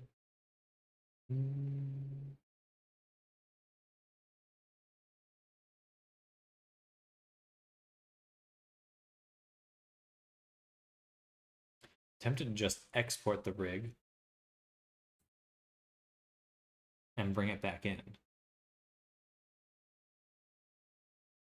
Let's try that. Reference bone transforms. Custom shapes. Put it right here. Export. I'll delete the rig, clean the scene, save this, close it. Oh dang, this is still loading. Something went wrong there. Reopen with Blender. You're now a level 2 wizard. I don't know what I did. That's frustrating. It's not quite fine. It still seems a little messed up, but oops, that was the color theme. I don't care about that. I want to import my rig.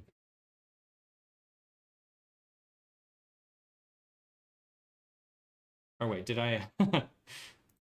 I may have only exported the picker panel. Shit.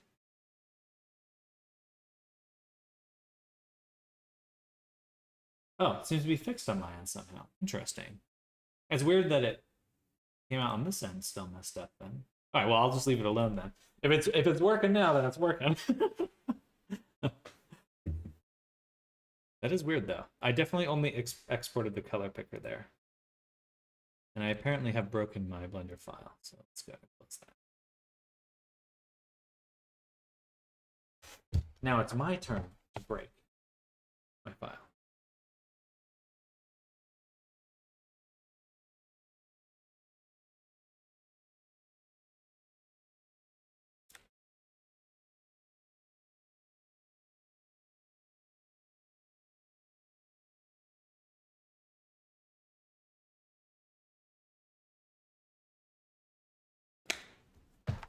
Don't know how it fixed. Um,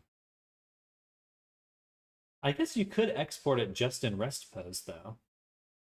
That should be fine. As long as you export it in rest pose. Maybe it fixed even though it said it was already unbrowned IDK. That could be it. That could. It seemed to me like there was just something under the hood that it was still. That was definitely a constraint. That was for them to both be pointed that same direction was surprising, and the hands just angled down a little bit. Something was afoot. Something terrible. Oh, terrible. We're gonna copy this into a high poly collection. Thank you, absolutely, Namers. You know, sometimes with digital art, the magic is just you ask someone for help and then the problem goes away. Mr. Salt, I can go get some rest. Happy blending, everyone. Enjoy your evening, Snardom. Thank you for hanging out. Hope you have a great rest of your evening/day. See you soon.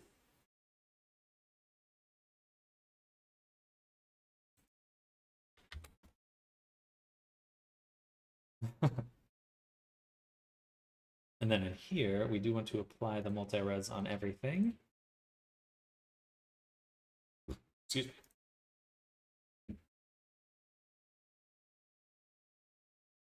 Cool. So this is all good now. We'll just combine everything for now, even though I don't think that's quite what we later. Yeah, we'll keep them separate. That's separate. This is separate.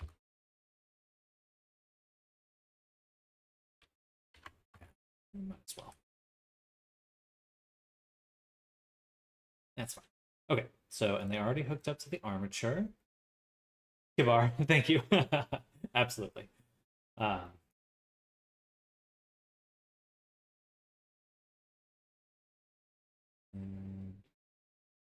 do need to send a message to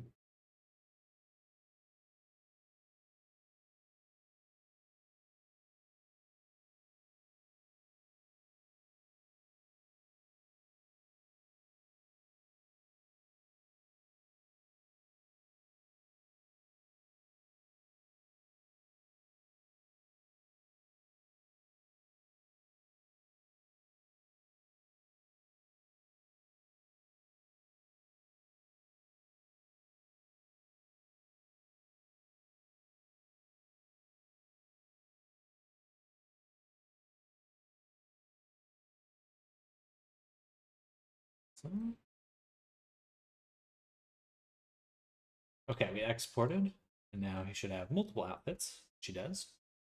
We'll take our clothing desert, duplicate that, and call this clothing casual. Remove all the textures from it. Actually, no, I don't need to do that.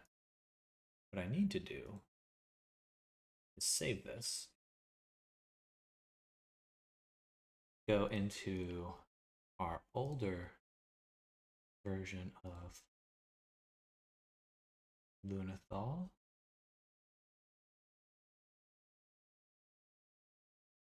And take this package. That should be right. No. That means it's this one.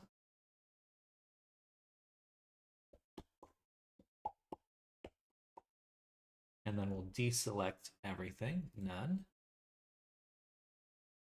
Open up some materials, and I just want this.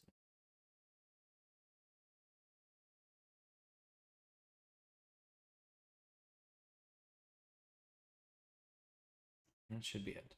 We have the material, we've got the shader, and we've got the textures. Cool, that should be it. Oh.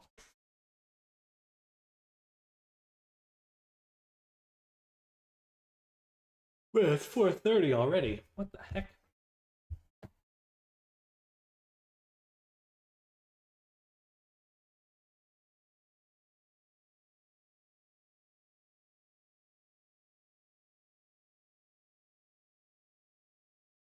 Now, we have Luna V2 in their own folder.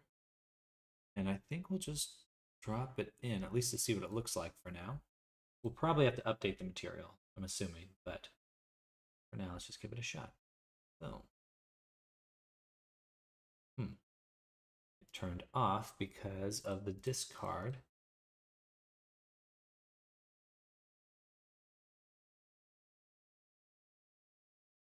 Actually, looks pretty good already. Nice. Just seems to work. Definitely need to. Also, the bracers should be hidden. It just works. But I do want to update it with the new wrinkles and the new ambient occlusion. So we'll do some minor updating to give it like a refreshed look. But overall, it seems pretty darn good. Oh, that's weird. This isn't okay. We need to update the material itself. You know what? I won't do that. I will just duplicate it. Then take this one, put it into here. Bam. And this will be a completely new material, so I'm not overriding anything that came from the previous character. Actual clothing. Todd has done it again. Yeah. The blue. Okay, okay. So it was just the color. Okay, perfect. That's what I thought. Yeah, I realized they're just metallic there. And okay. Huh. Usually this has channels I can put stuff into. Huh.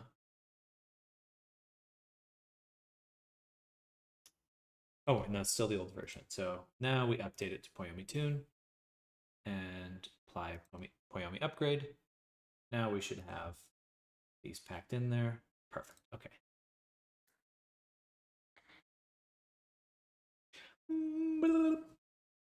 And then we go to discard again. Those all off.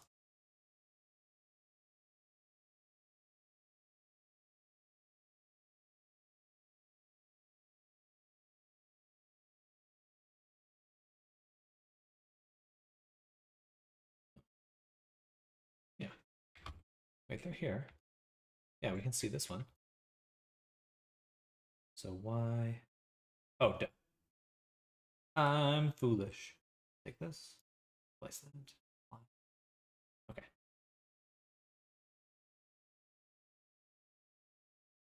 Yes, yes. Yes.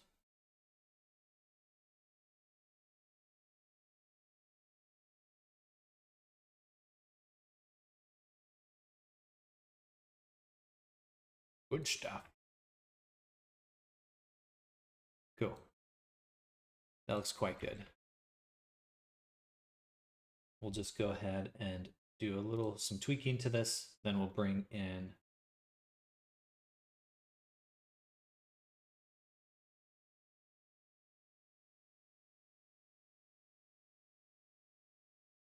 might as well remake it. But, oh.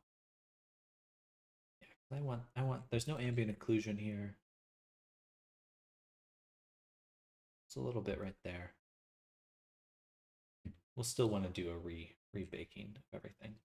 All right. I was kind of waffling on that, but we will rebake stuff.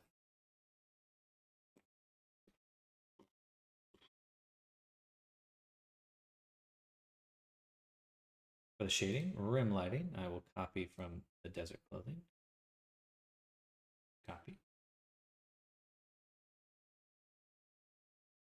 Paste. And copy. And paste.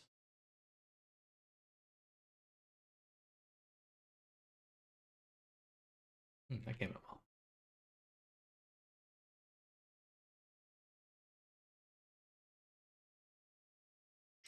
Always interesting looking back a few years at, like, how did I do it then? Oh yeah, did it this way.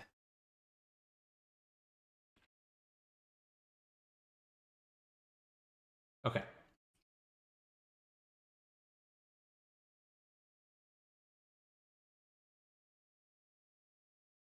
Trying to think of the best way to, simplest way to approach this. Everything's already at 0.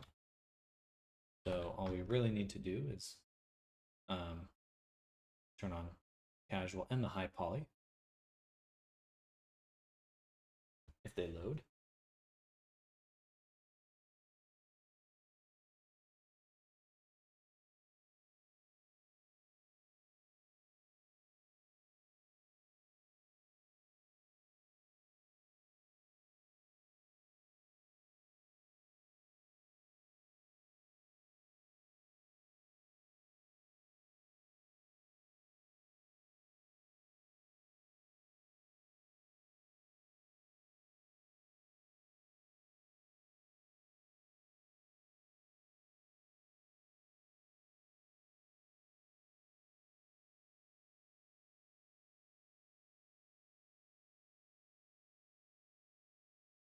I do have to make a call in just a moment, but let's get this set up and exported.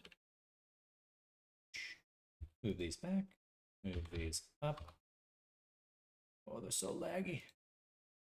Take these guys. Right. I betrayed myself already. Pop that off. And pop that off.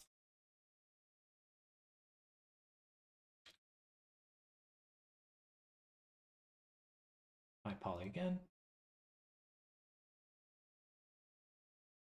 Oh, it's so slow.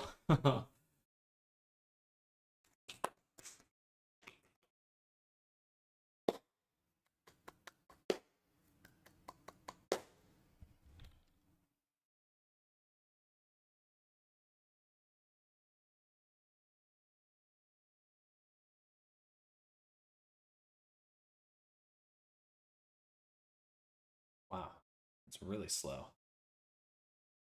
I wonder why.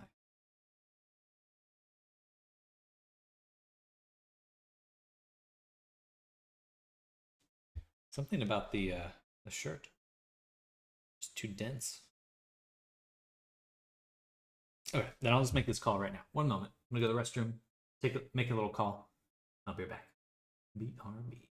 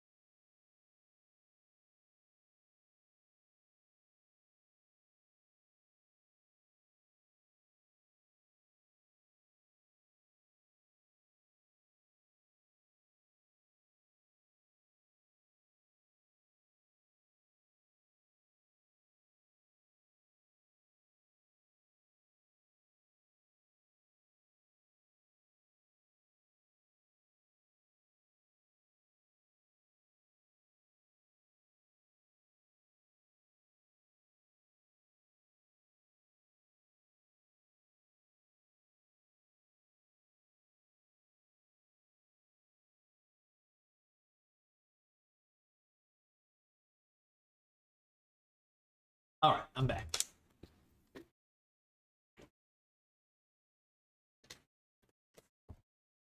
So, um,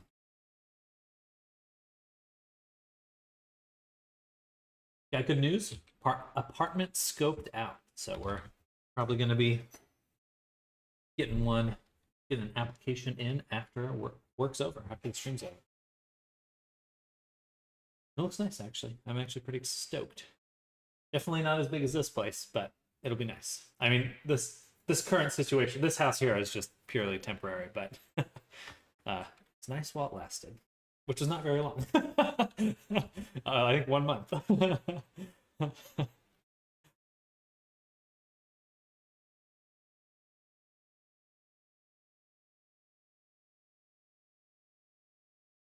Excuse me.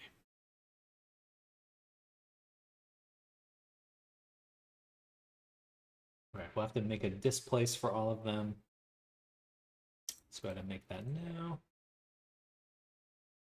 Place.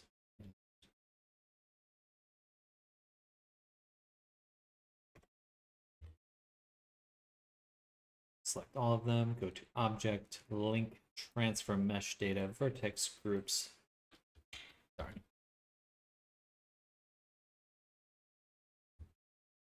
Object, Transfer Mesh Data, Vertex Groups by name. Okay. And that means we can copy this now. We can turn on the high poly. There's something about this shirt that is just, the resolution of it must be killing Blender because it's so slow. I don't know what it is.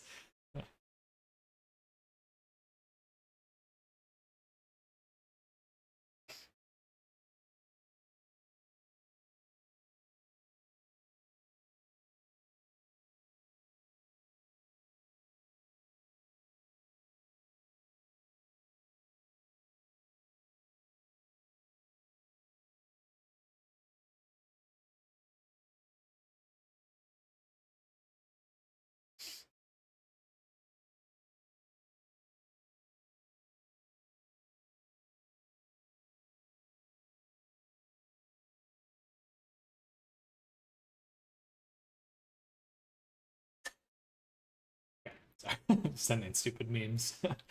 All right. So here, turn on the weight paint for the displace group. So we can go ahead and make the pants fit real snug like.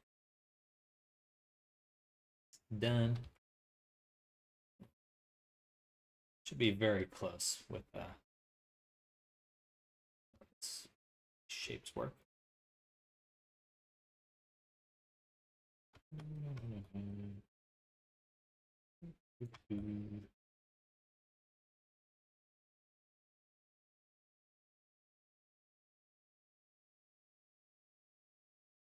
Perfect. The saddlebags should basically be like exactly 1-to-1.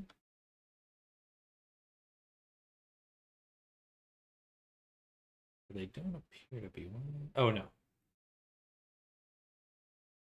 Right, they're not solid on the bottom, so yeah, that's what we would expect to see.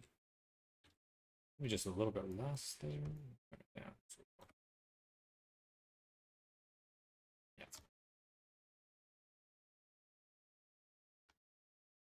Little straps. Boom. Beautiful. Again, there's no backs to them. Cool. All right. So for the casual outfit, we'll go ahead, export that. Go up one folder, Substance Painter, casual outfit, and in here, drop that. No. Wow. And hide that.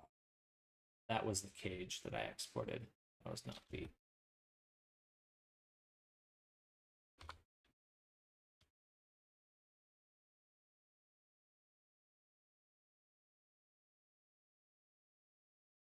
Bam. Then turn off the displace. This is the one without the cage. Cool. Turn that off. Turn this on. It takes so long.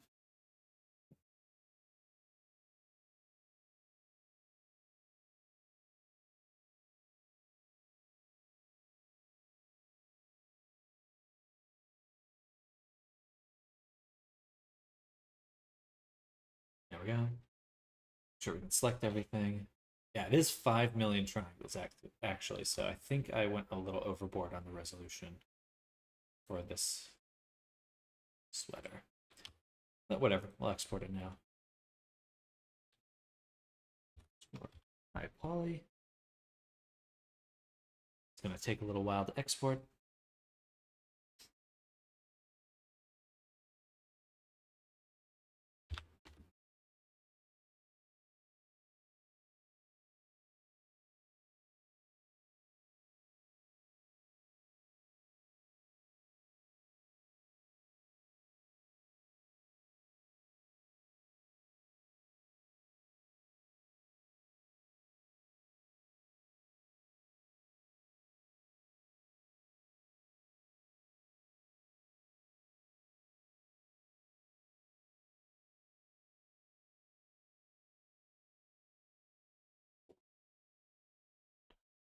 Still exporting. Let's put on some socks. My feet are cold.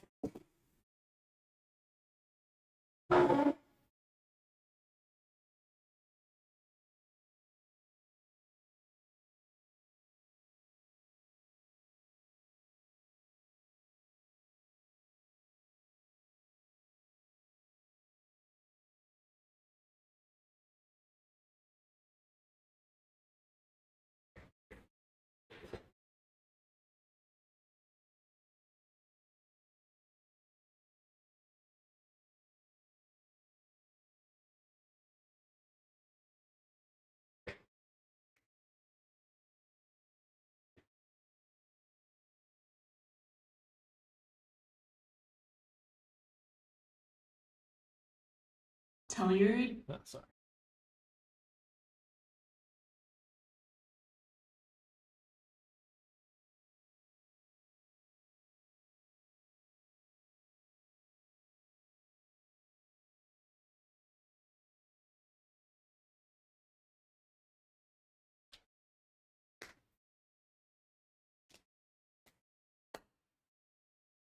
It's taking so long.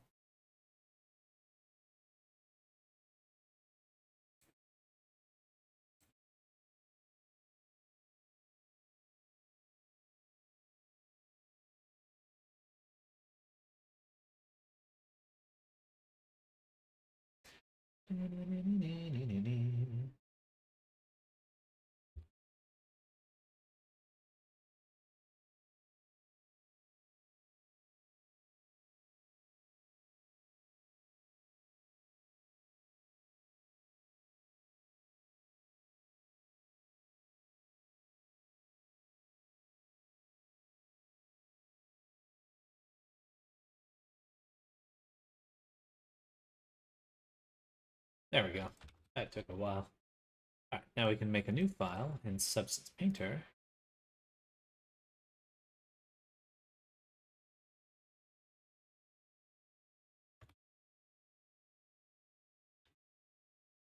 Which we'll call Stylic Outfit, Casual Outfit, version 1. And delete that, save. Then mode bake mesh maps.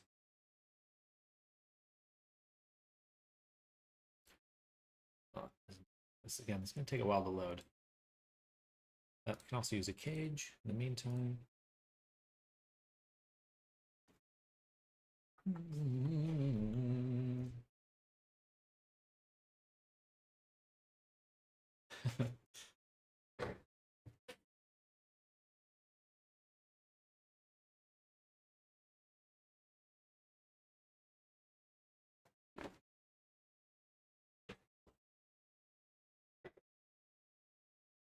Save and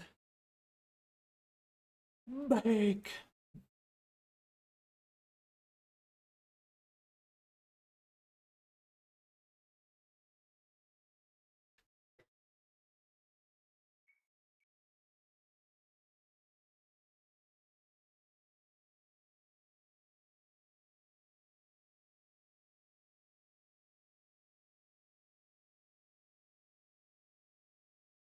Big. Ah, that's not what I was expecting. Huh. Oh. Oh. Gotcha. So we need to go back to the low poly version. Select all of these, and we need to make sure that we're using all the items on the same map. So, because I had adjusted them in the past.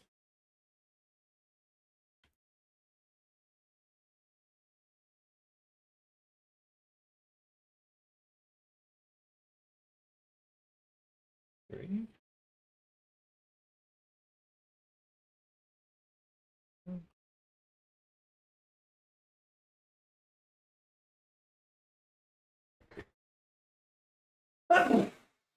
Oh, well, yes. Like a cannon.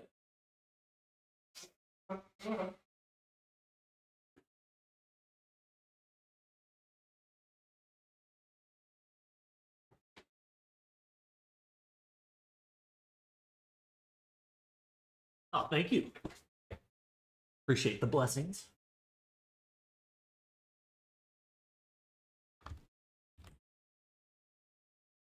And take one more time. One more time. That looks real messed up because, of course, we did not update the cage.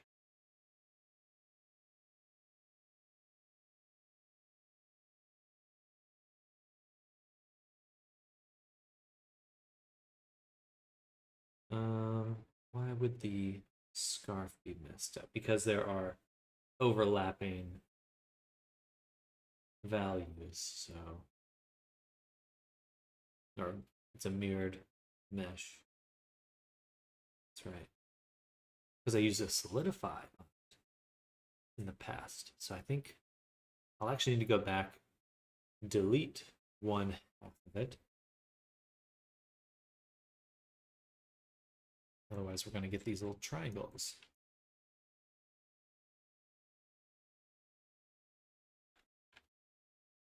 But everything else is looking super sharp.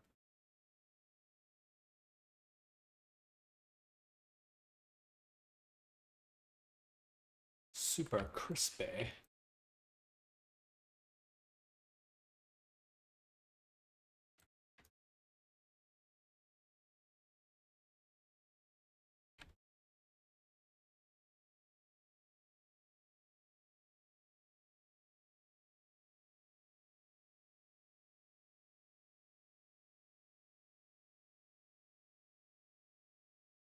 Okay.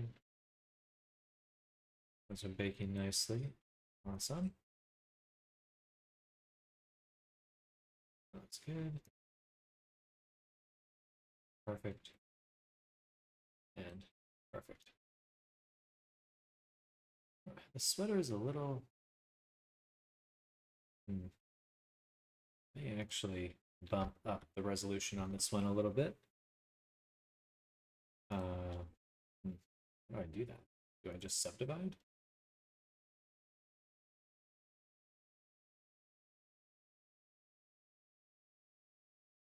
I would need to extract. It's gonna take a while because it's so slow right.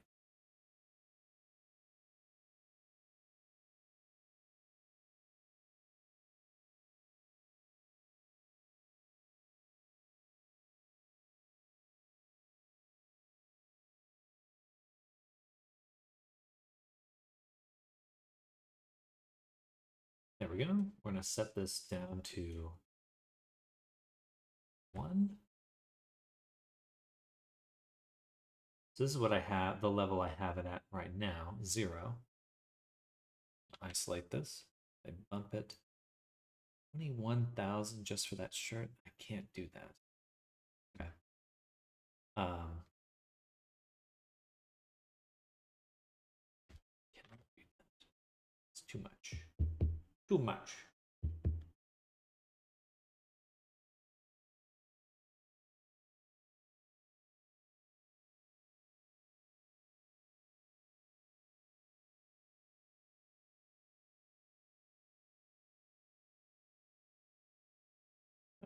So we'll leave the high poly alone. Go back to this one.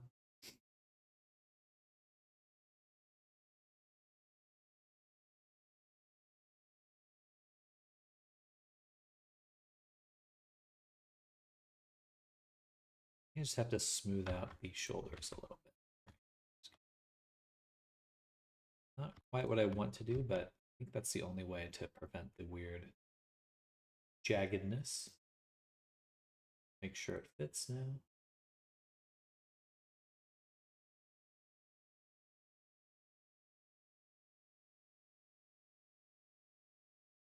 Loading, loading, loading, loading.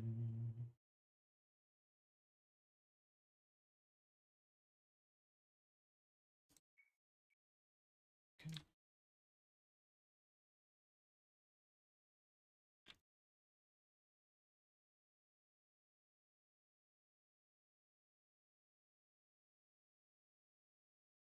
All right, that should work just fine.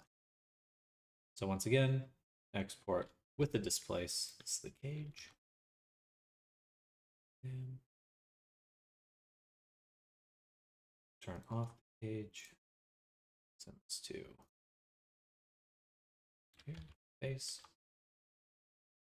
Refresh, mode bake, and just bake one more time.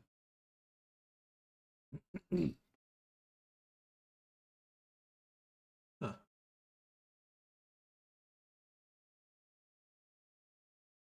Right, because that's everything is mirrored. I have to keep that. I have to keep having to remind myself that.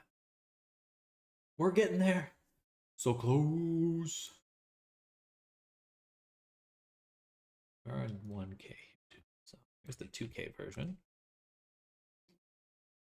Okay. All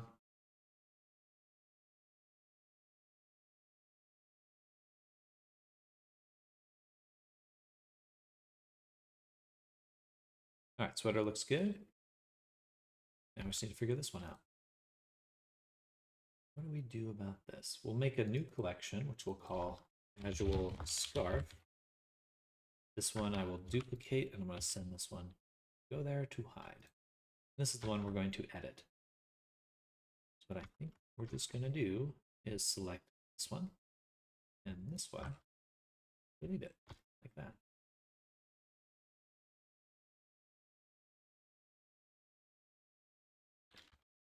Okay.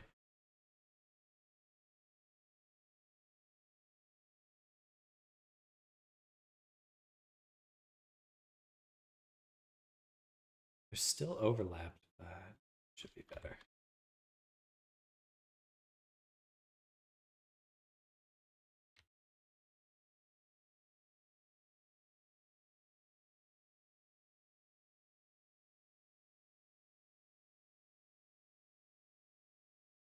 Still the same amount of errors.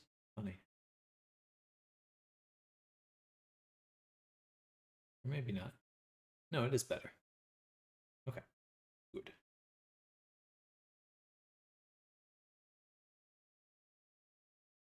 Yes. Yes, we're still getting some chunkiness right here.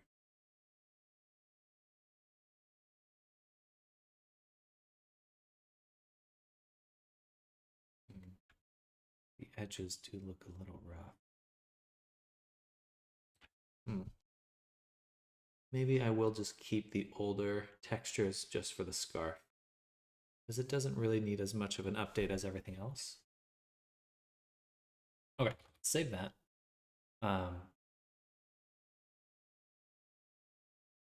Close this for now. We're going to go back in time to Lunathal V2, open Substance Painter, and take out the casual outfit here.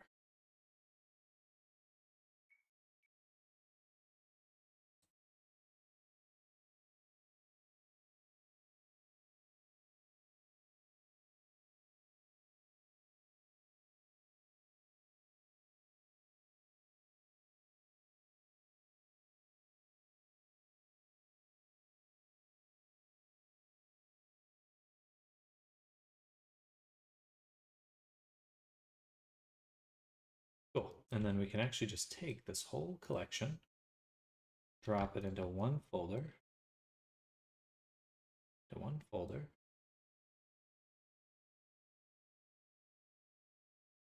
And we'll call this Silac Lunathal transfer.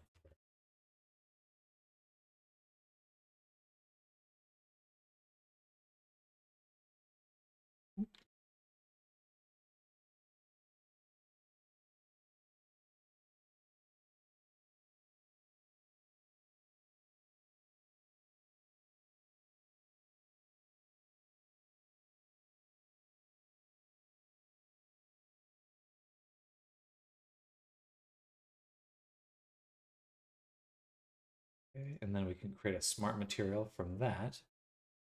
Go back to Silac. Might as well just delete that layer. Search Silac. And take the transfer and just drag it out. Let's see how this goes. I am a little intrigued to see what happens. Because not everything was in the same place. Okay. So we'll start from the bottom up. So we'll turn off. Actually, the mesh maps are perfect. They are in the exact same spot, so we can combine both of them if we want. Let's call this mesh maps Luna. There. And then foot wraps. Go down here. Those look amazing. Perfect. Pants should be these ones. Perfect. Sweater. Here. Here. But not pants. Sweater, yes. Pants, no.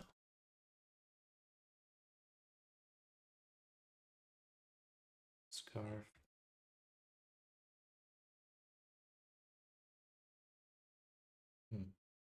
Interesting.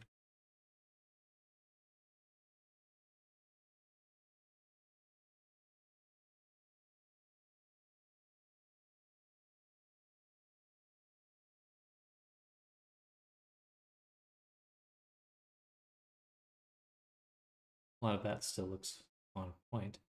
What are we missing from our sweater here? Should be a fabric.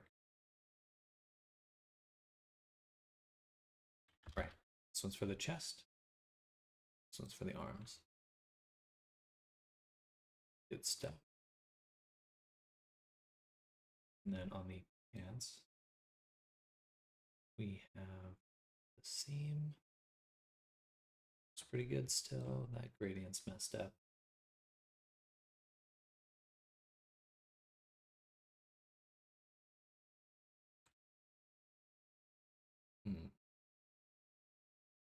Must be the cloth fold. Okay.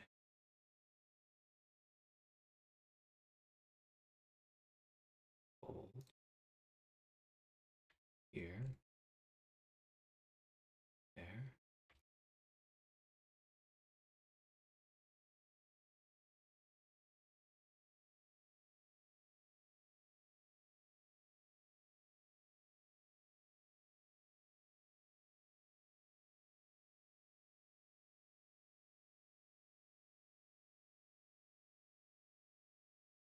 I could also bake them out.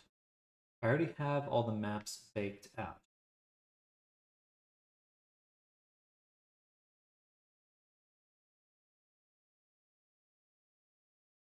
I do kind of want to see just this one get updated.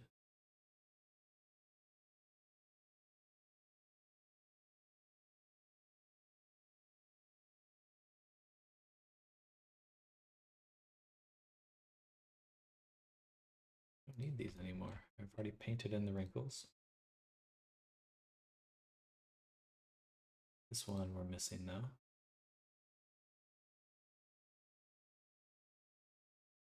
I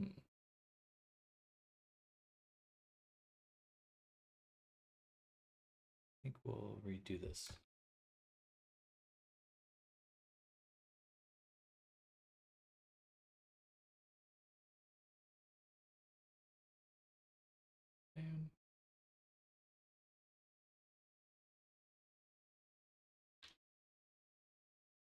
These ones are fine. Those will work on either. It'd be nice to have a little bit of height on them though. Push them in a little. Then just hit them with a blur or something.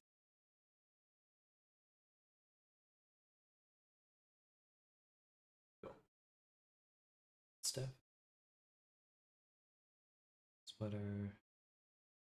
It's all good. Scarf.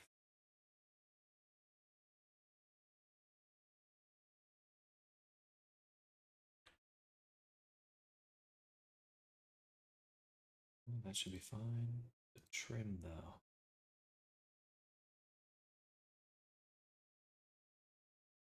Oh, that's not too bad. Good. Should just be able to drop it on. Good stuff.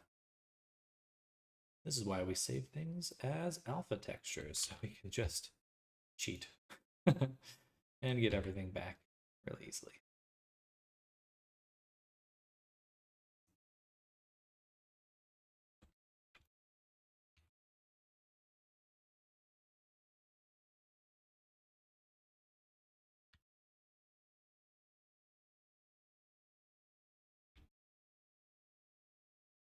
Wish my brain was big enough to think about this. It will be.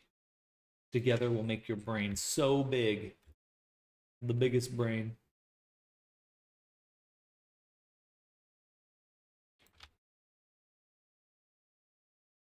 I can't remember what I did with these other ones though. They're just fills.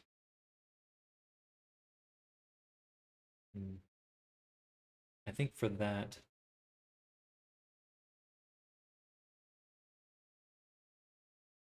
I will actually just redo that one a different way. The gem will hide.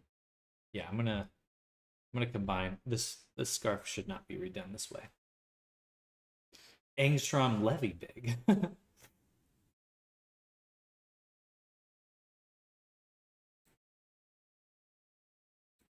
get rid of the scarf. We'll reintegrate that in a different way. Same with the bags. Those two aren't going to change. Gradient shadow template will need to exist below whatever additional edits we make.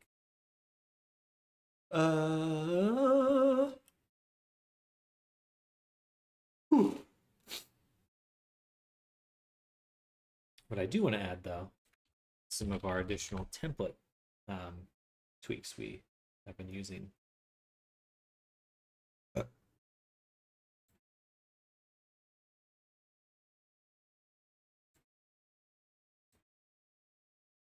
Here, the shadow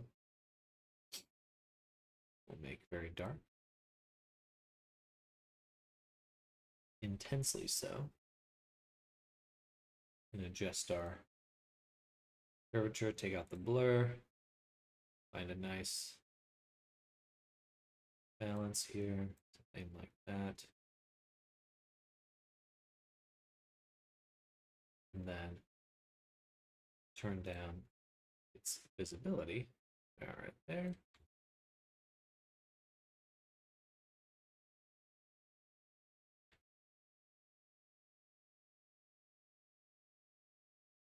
And then on top of that, another generator. Yo, invert with linear dodge. And we just adjust this balance.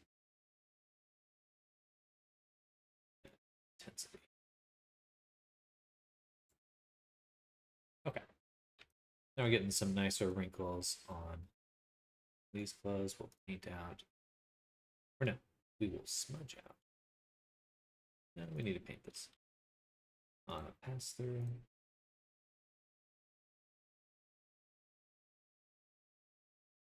I have to go. It looks pretty good as always. Take care. Same to you, Kabar. Thank you for hanging out. And thank you for the membership as well. Or I believe there's membership from Kick. Thank you. Definitely enjoy the rest of your day. Hope to see you soon. Bye.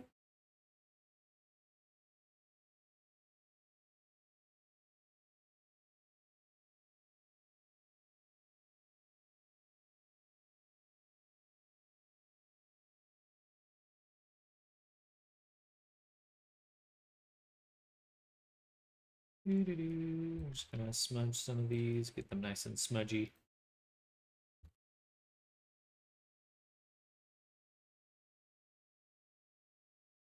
Nice and smudgy.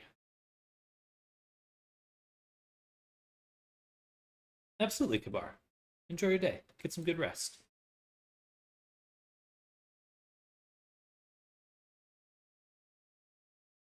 This looks a little sweaty. Just a little sweaty.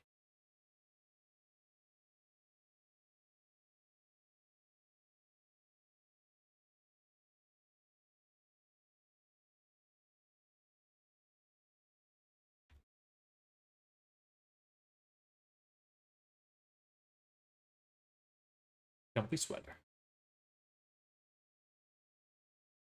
All right, let's save that.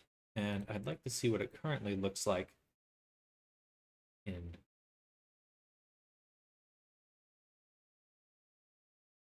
the stuff in Unity. See what this update's actually doing.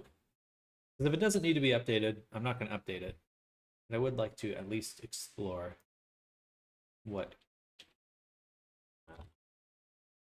could be.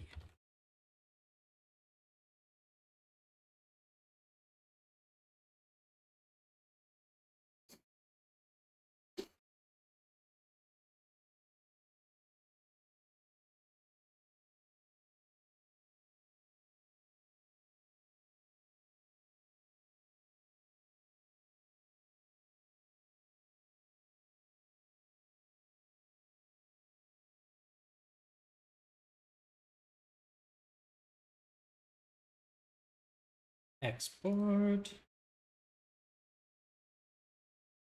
High quality compression.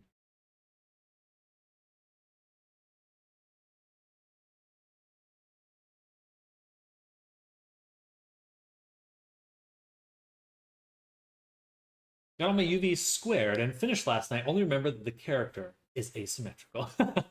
Well, I have something for you then. If you look at your mirror mod,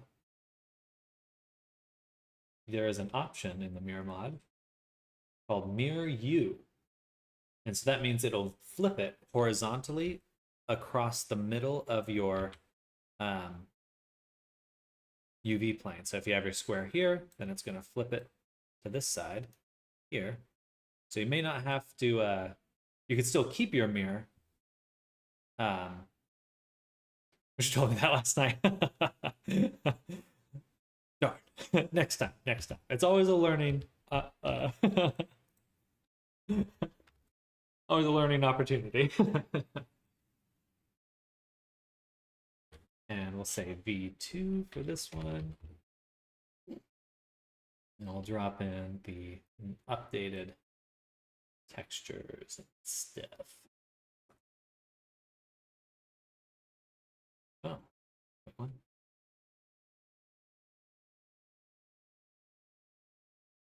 Oh, gotcha. That was the wrong map. This should just be a normal RGB texture, please. And then light data. Drop in these two. Oh, what am I doing?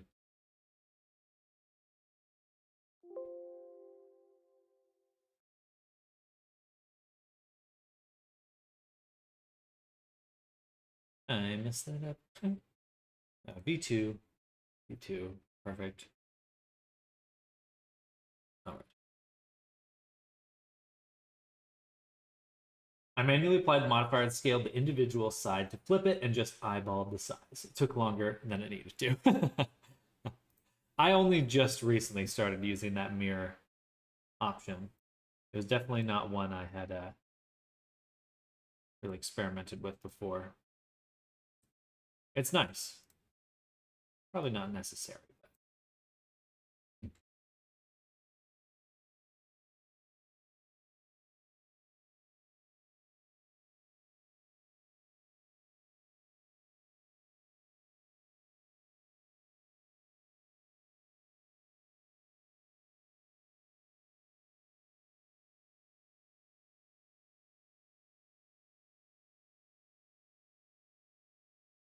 So for that, you'd likely have your asymmetrical pieces in the center line of the UV map.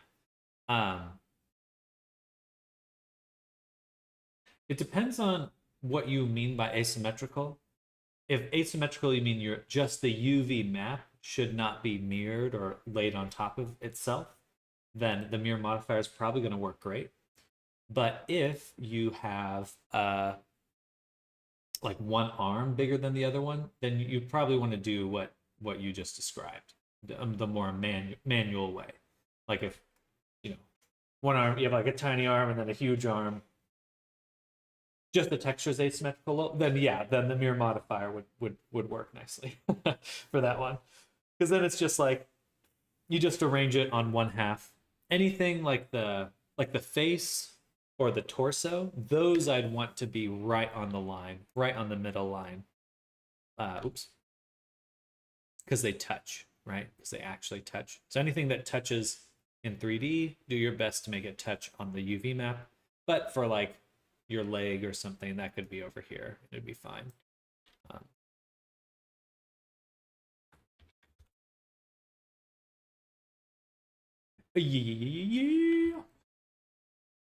Yeah. Absolutely. Absolutely.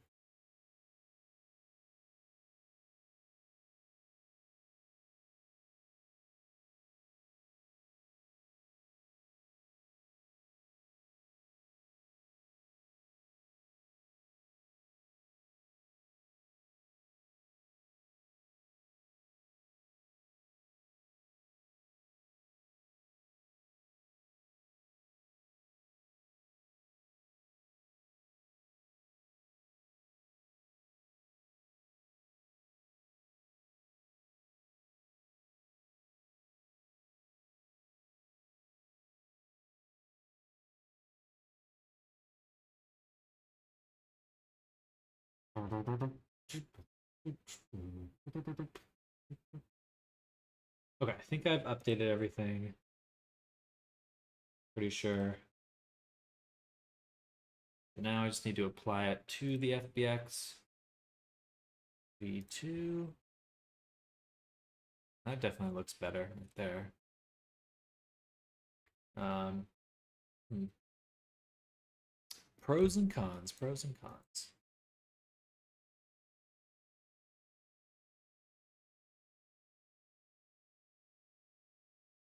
Does look a little bit baggier here.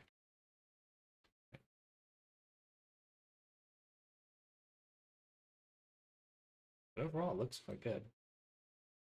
Let's do a little comparison, right? Drop the original back on.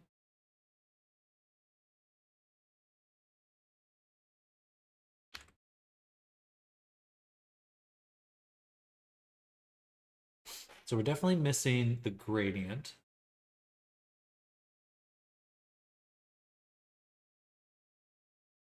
I think it looks, I don't think I need to update it.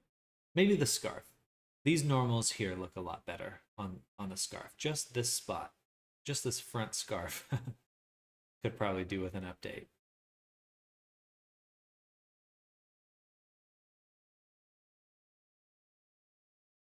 Uh, no, I don't know. I like this. I like this. Just the sleeves need some updating right here.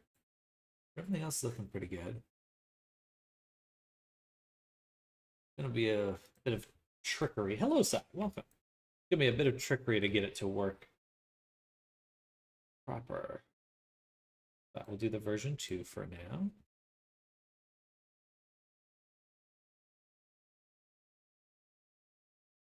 Oh, I know why it's looking weird. Duh. I did not actually update the, let's see, location, rotation, scale for these. I didn't update the Unity version. It's like, I swear I fixed that. And I did fix that. Sort of. um,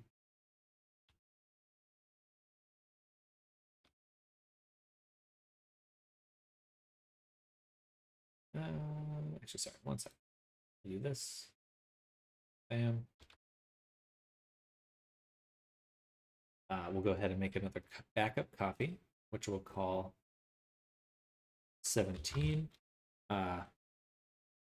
casual painting version.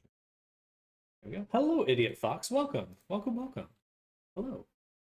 How are you doing?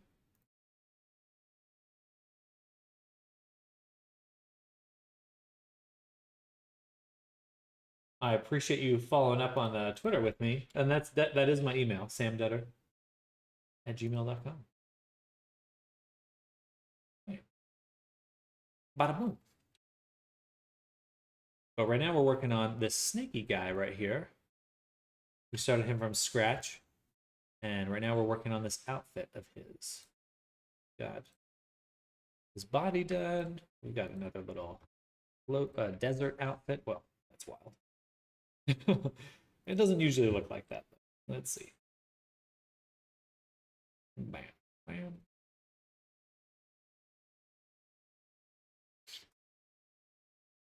And bada boom. Ta-da. It's looking quite good. I think we just need some sort of micro. Something to give this a little bit more. How will you go about marking seam when it comes to cones, specifically a cylinder with a cone on the end, like a little hair strand? Cone shapes seem to be the trickiest part for me. For any sort of, like if I take a cube, we have a little subdiv, and I extrude this out. So there's two ways. It depends on if you have a point up here. So if you didn't have it come together at the top, then I would just unwrap it like this. And if it's a point, then let's go to merge these. I would just do this, merge it like that, and have it pointy. Boop, boop. And when we unwrap, my general rule of thumb is just to keep things square. So I use my straighten command to just straighten this.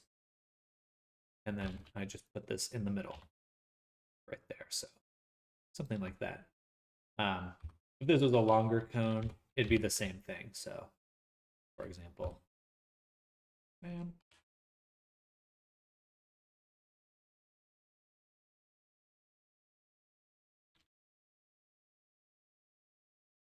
I would do, that's like this one, invert my selection, pin, straighten, and then just keep this right in the middle, like that. Okay. Think I'm doing it right then? Okay, good, yeah. I like this a lot because if you keep it straight, then everything, you can make a hair texture that just goes up and down, and it just follows the curve super easily. I was wondering if that was the best you could get. Pretty much. At least to my knowledge. I'd be hard pressed to think of another method there.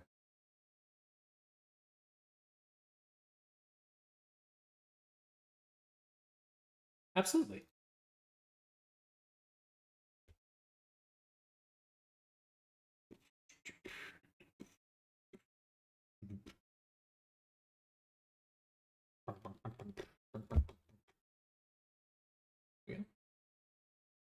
All right, back to this here. So we already saved the painting version, so I'm going to go ahead and remove the animation data from these objects, put them back at 0. I believe they're already parented to the armature, except this one. So we should just be able to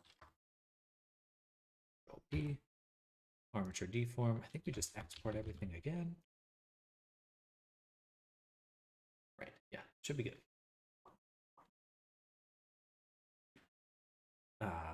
We have the wrong version of the scarf. That'll be easy to fix. That'll be easy.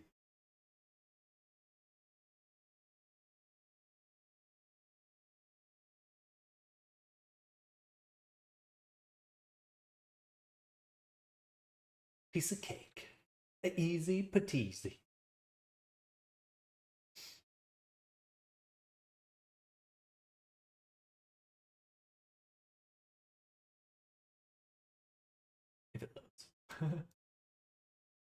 Wow, hello, pretty boy. Hello, JMKKEXE. Welcome. Hello, hello. We're working on a snake. Bam.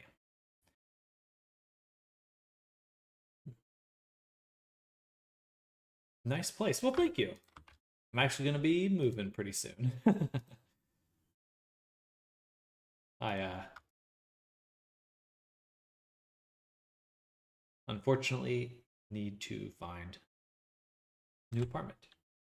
So we're on the move already again. Just how it goes, I suppose.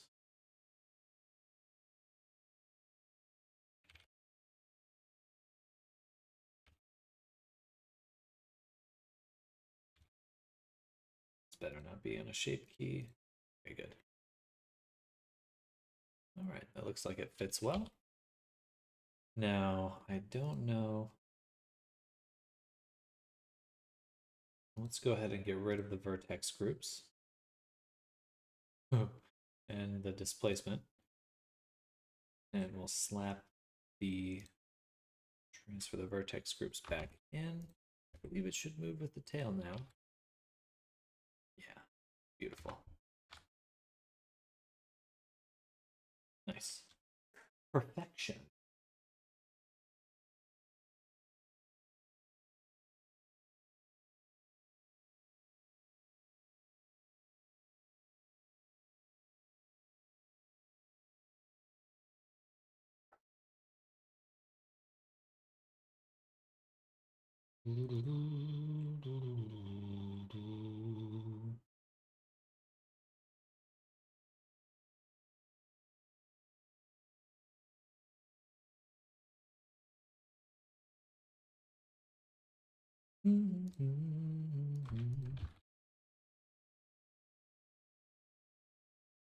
All right, reloading again.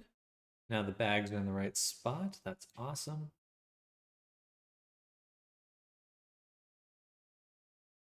Yeah, we just need to fix the...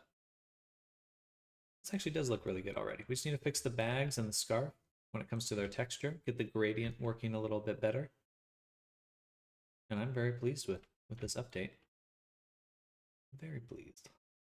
Let's hit play. I want to see what the bags do when we have the fizz bones moving.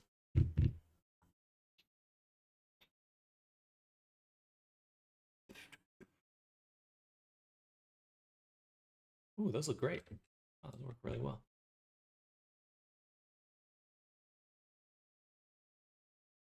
Cool.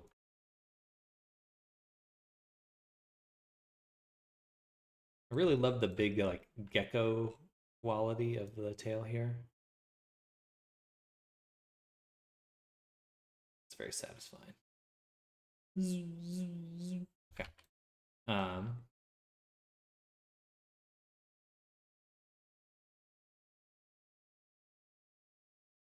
Oh, funny.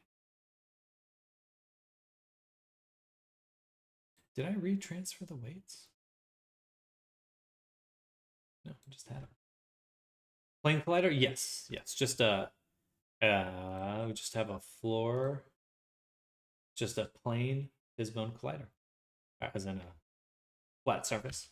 And the only bummer is it's right on the root of the character. So if the character, if you ever lay down with it, then the tail goes nuts. So it's best to have a toggle for it.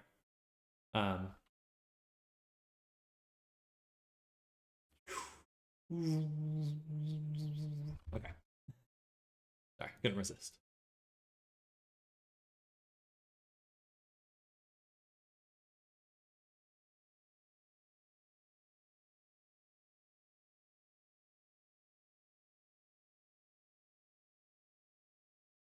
Wow, thank you, Keysign.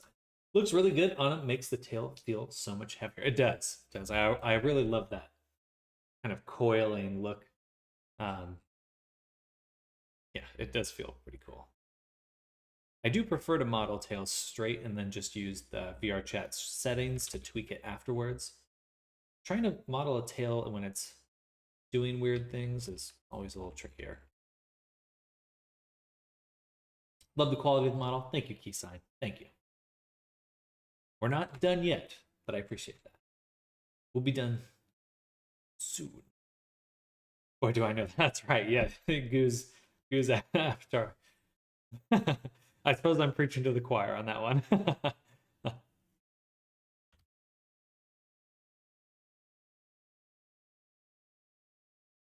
Killing dude, looking fantastic. Thank you, Sai.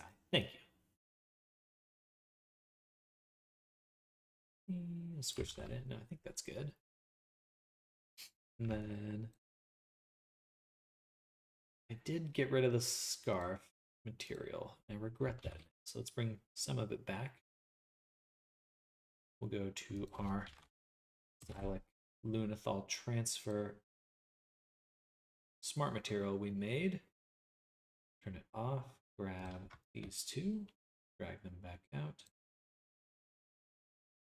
and delete this. Okay, so the scarf just needs to be retargeted. We do have some really chunky shadows right there.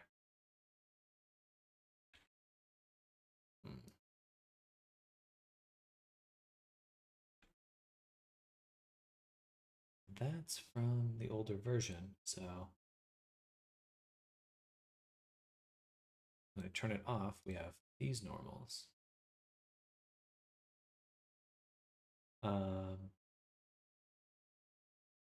Gradient.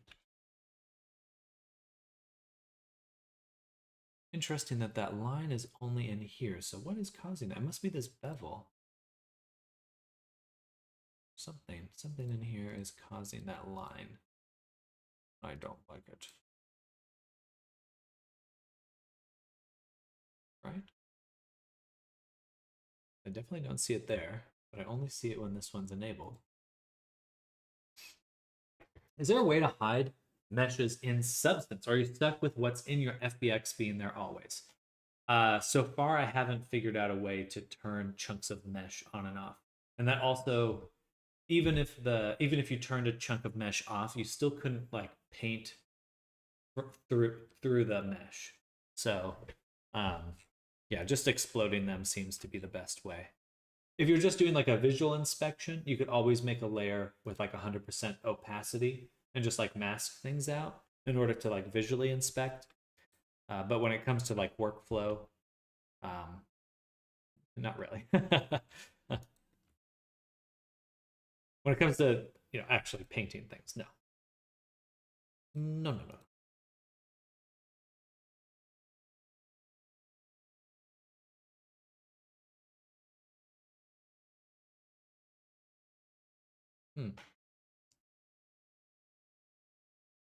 What's causing this line? Ah, it's this. It's the wrinkles. Well, that's fine. We'll just add a paint. And just paint that out.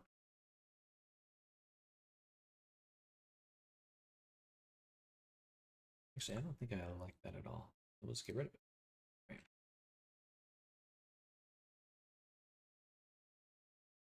Still some sort of jaggedness right here.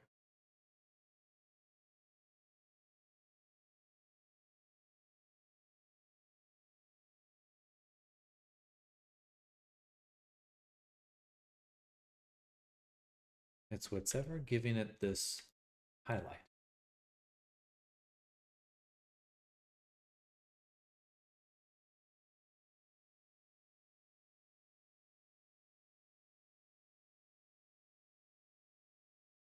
Cool. Or actually, it's fine if we have it. I just need to make sure I'm using the right curvature. Oh, it's not a curve. Gotcha. That simplifies it. You think they would have figured that out? I am a little surprised. I think I share your surprise on that one. I really feel like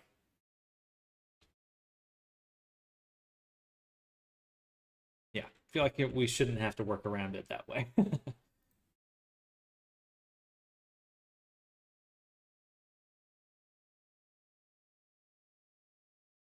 Maybe I should only bake half the mesh.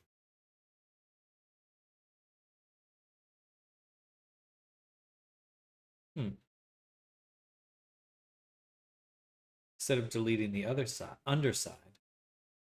Well, I should do both. Delete the underside and delete half, because that way we wouldn't get any shadows like this.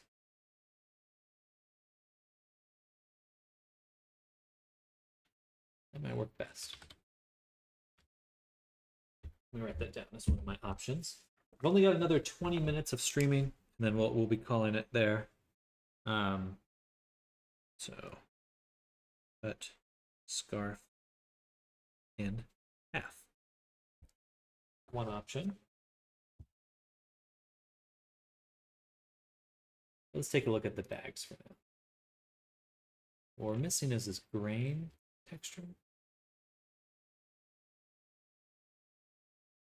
Let me go back here. What did the original material look like? Gotcha. So let's see. So these ones, skin, and the rope here. Yeah. Boom. Boom. Boom. There we go. Beautiful.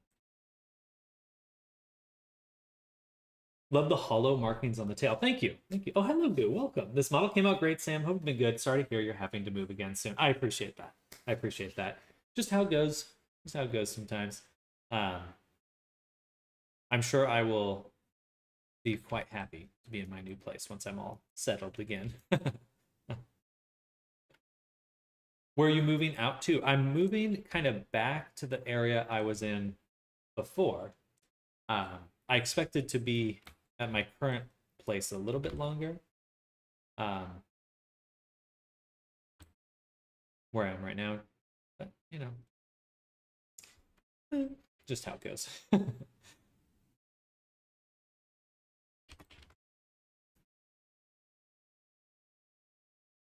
I want the gems. Where are the gems?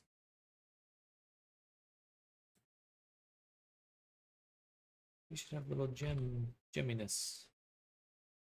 Gemminess.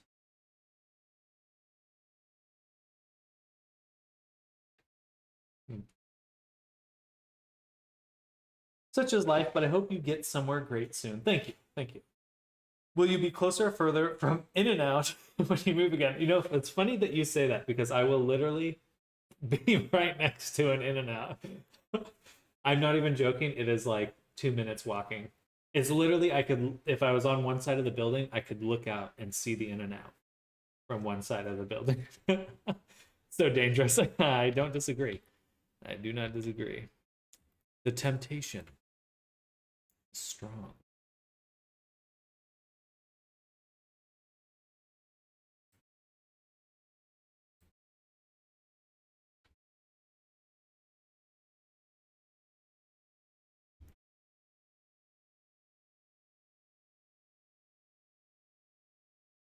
Nom nom nom.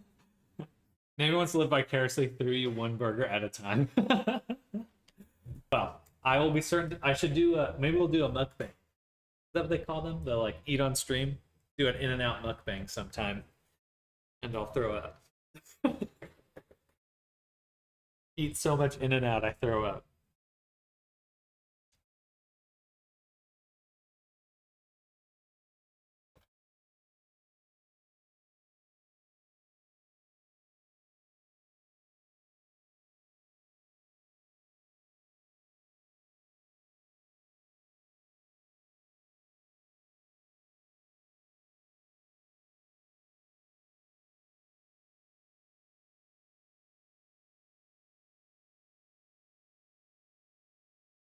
It's how it is for streamers these days. Play more careful. You might find your new calling.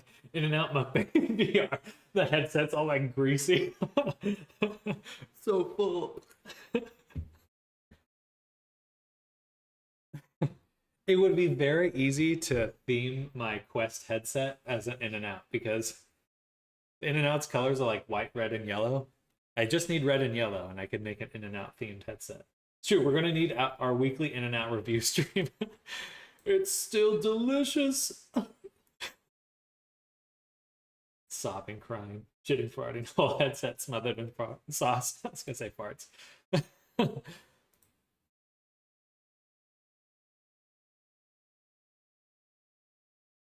Nasty.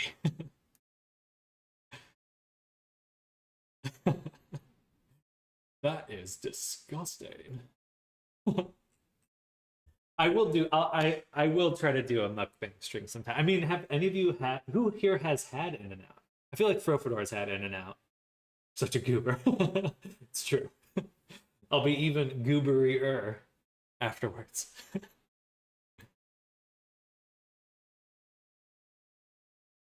Admin? Oh, sorry. No, I was asking who has had In and Out, who has eaten In and Out.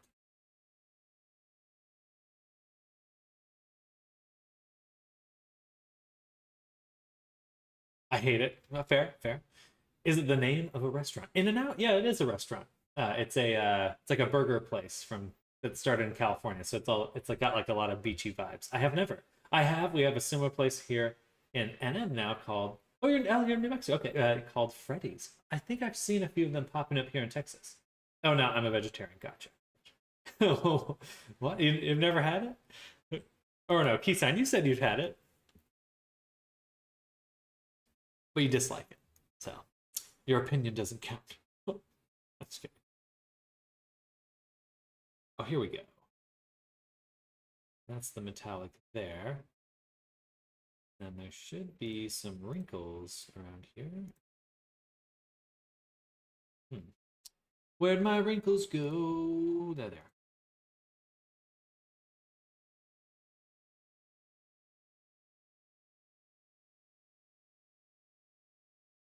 This needs to be on. There we go. There. Yeah, barely noticeable, but they are there. And I think that perhaps the rope is, yes, incorrect. There we go. That's what I'm looking at.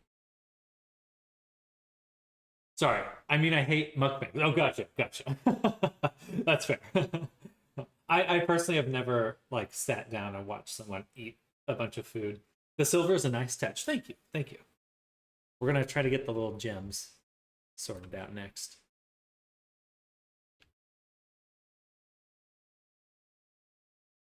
The only thing I know about mukbang is that was it Nico Avocado. I only see like lore compilations of him. Do they have any veggie burgers? I don't think so. No, they have French fries.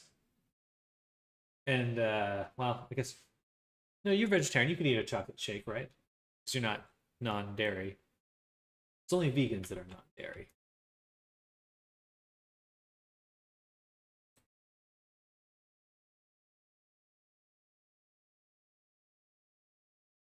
Mukbangs were funny. Now they make me sick. I mean, if it's all you do, uh, that's concerning.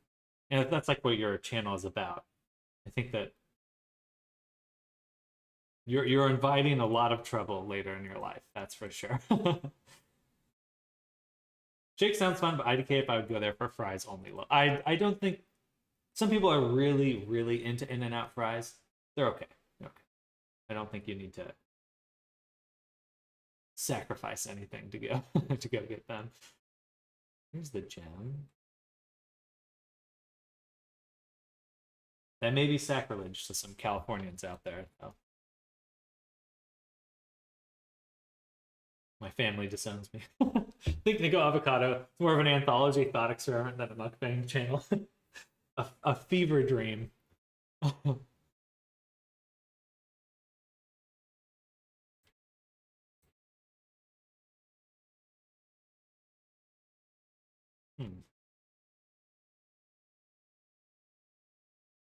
I was hoping that would work. Maybe I need to duplicate this and we'll drop it into the bags. And then I'll do this. So not work. Oh, it's so. Give me the gem. Give me the gem. Why is it getting Should see something. Oh. Interesting. I don't know.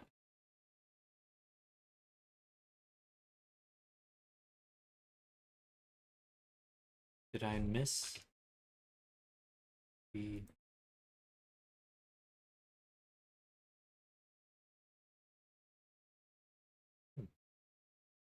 Should be showing up.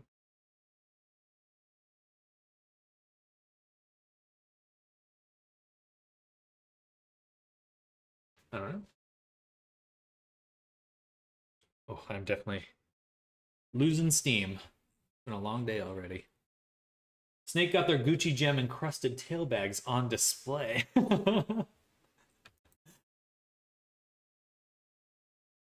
Got my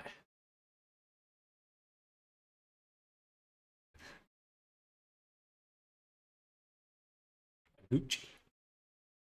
You're what now? My Gucci. Let's go back one file version to the casual painting version. We'll take this one and we're going to delete it. Well, we're going to delete half of it.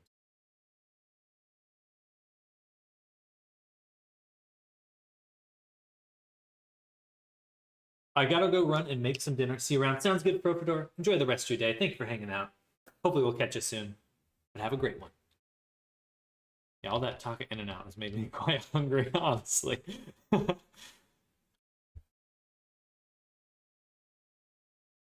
Maybe run to the store and get some food. That's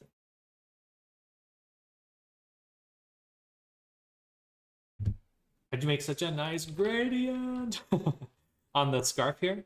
So that is a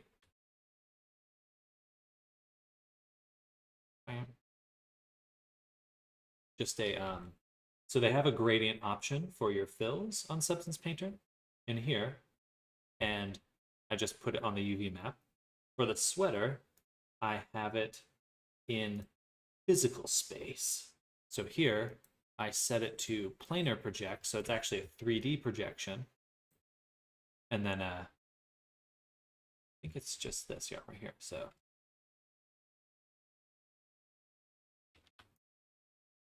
think that works. Let's cut it out there.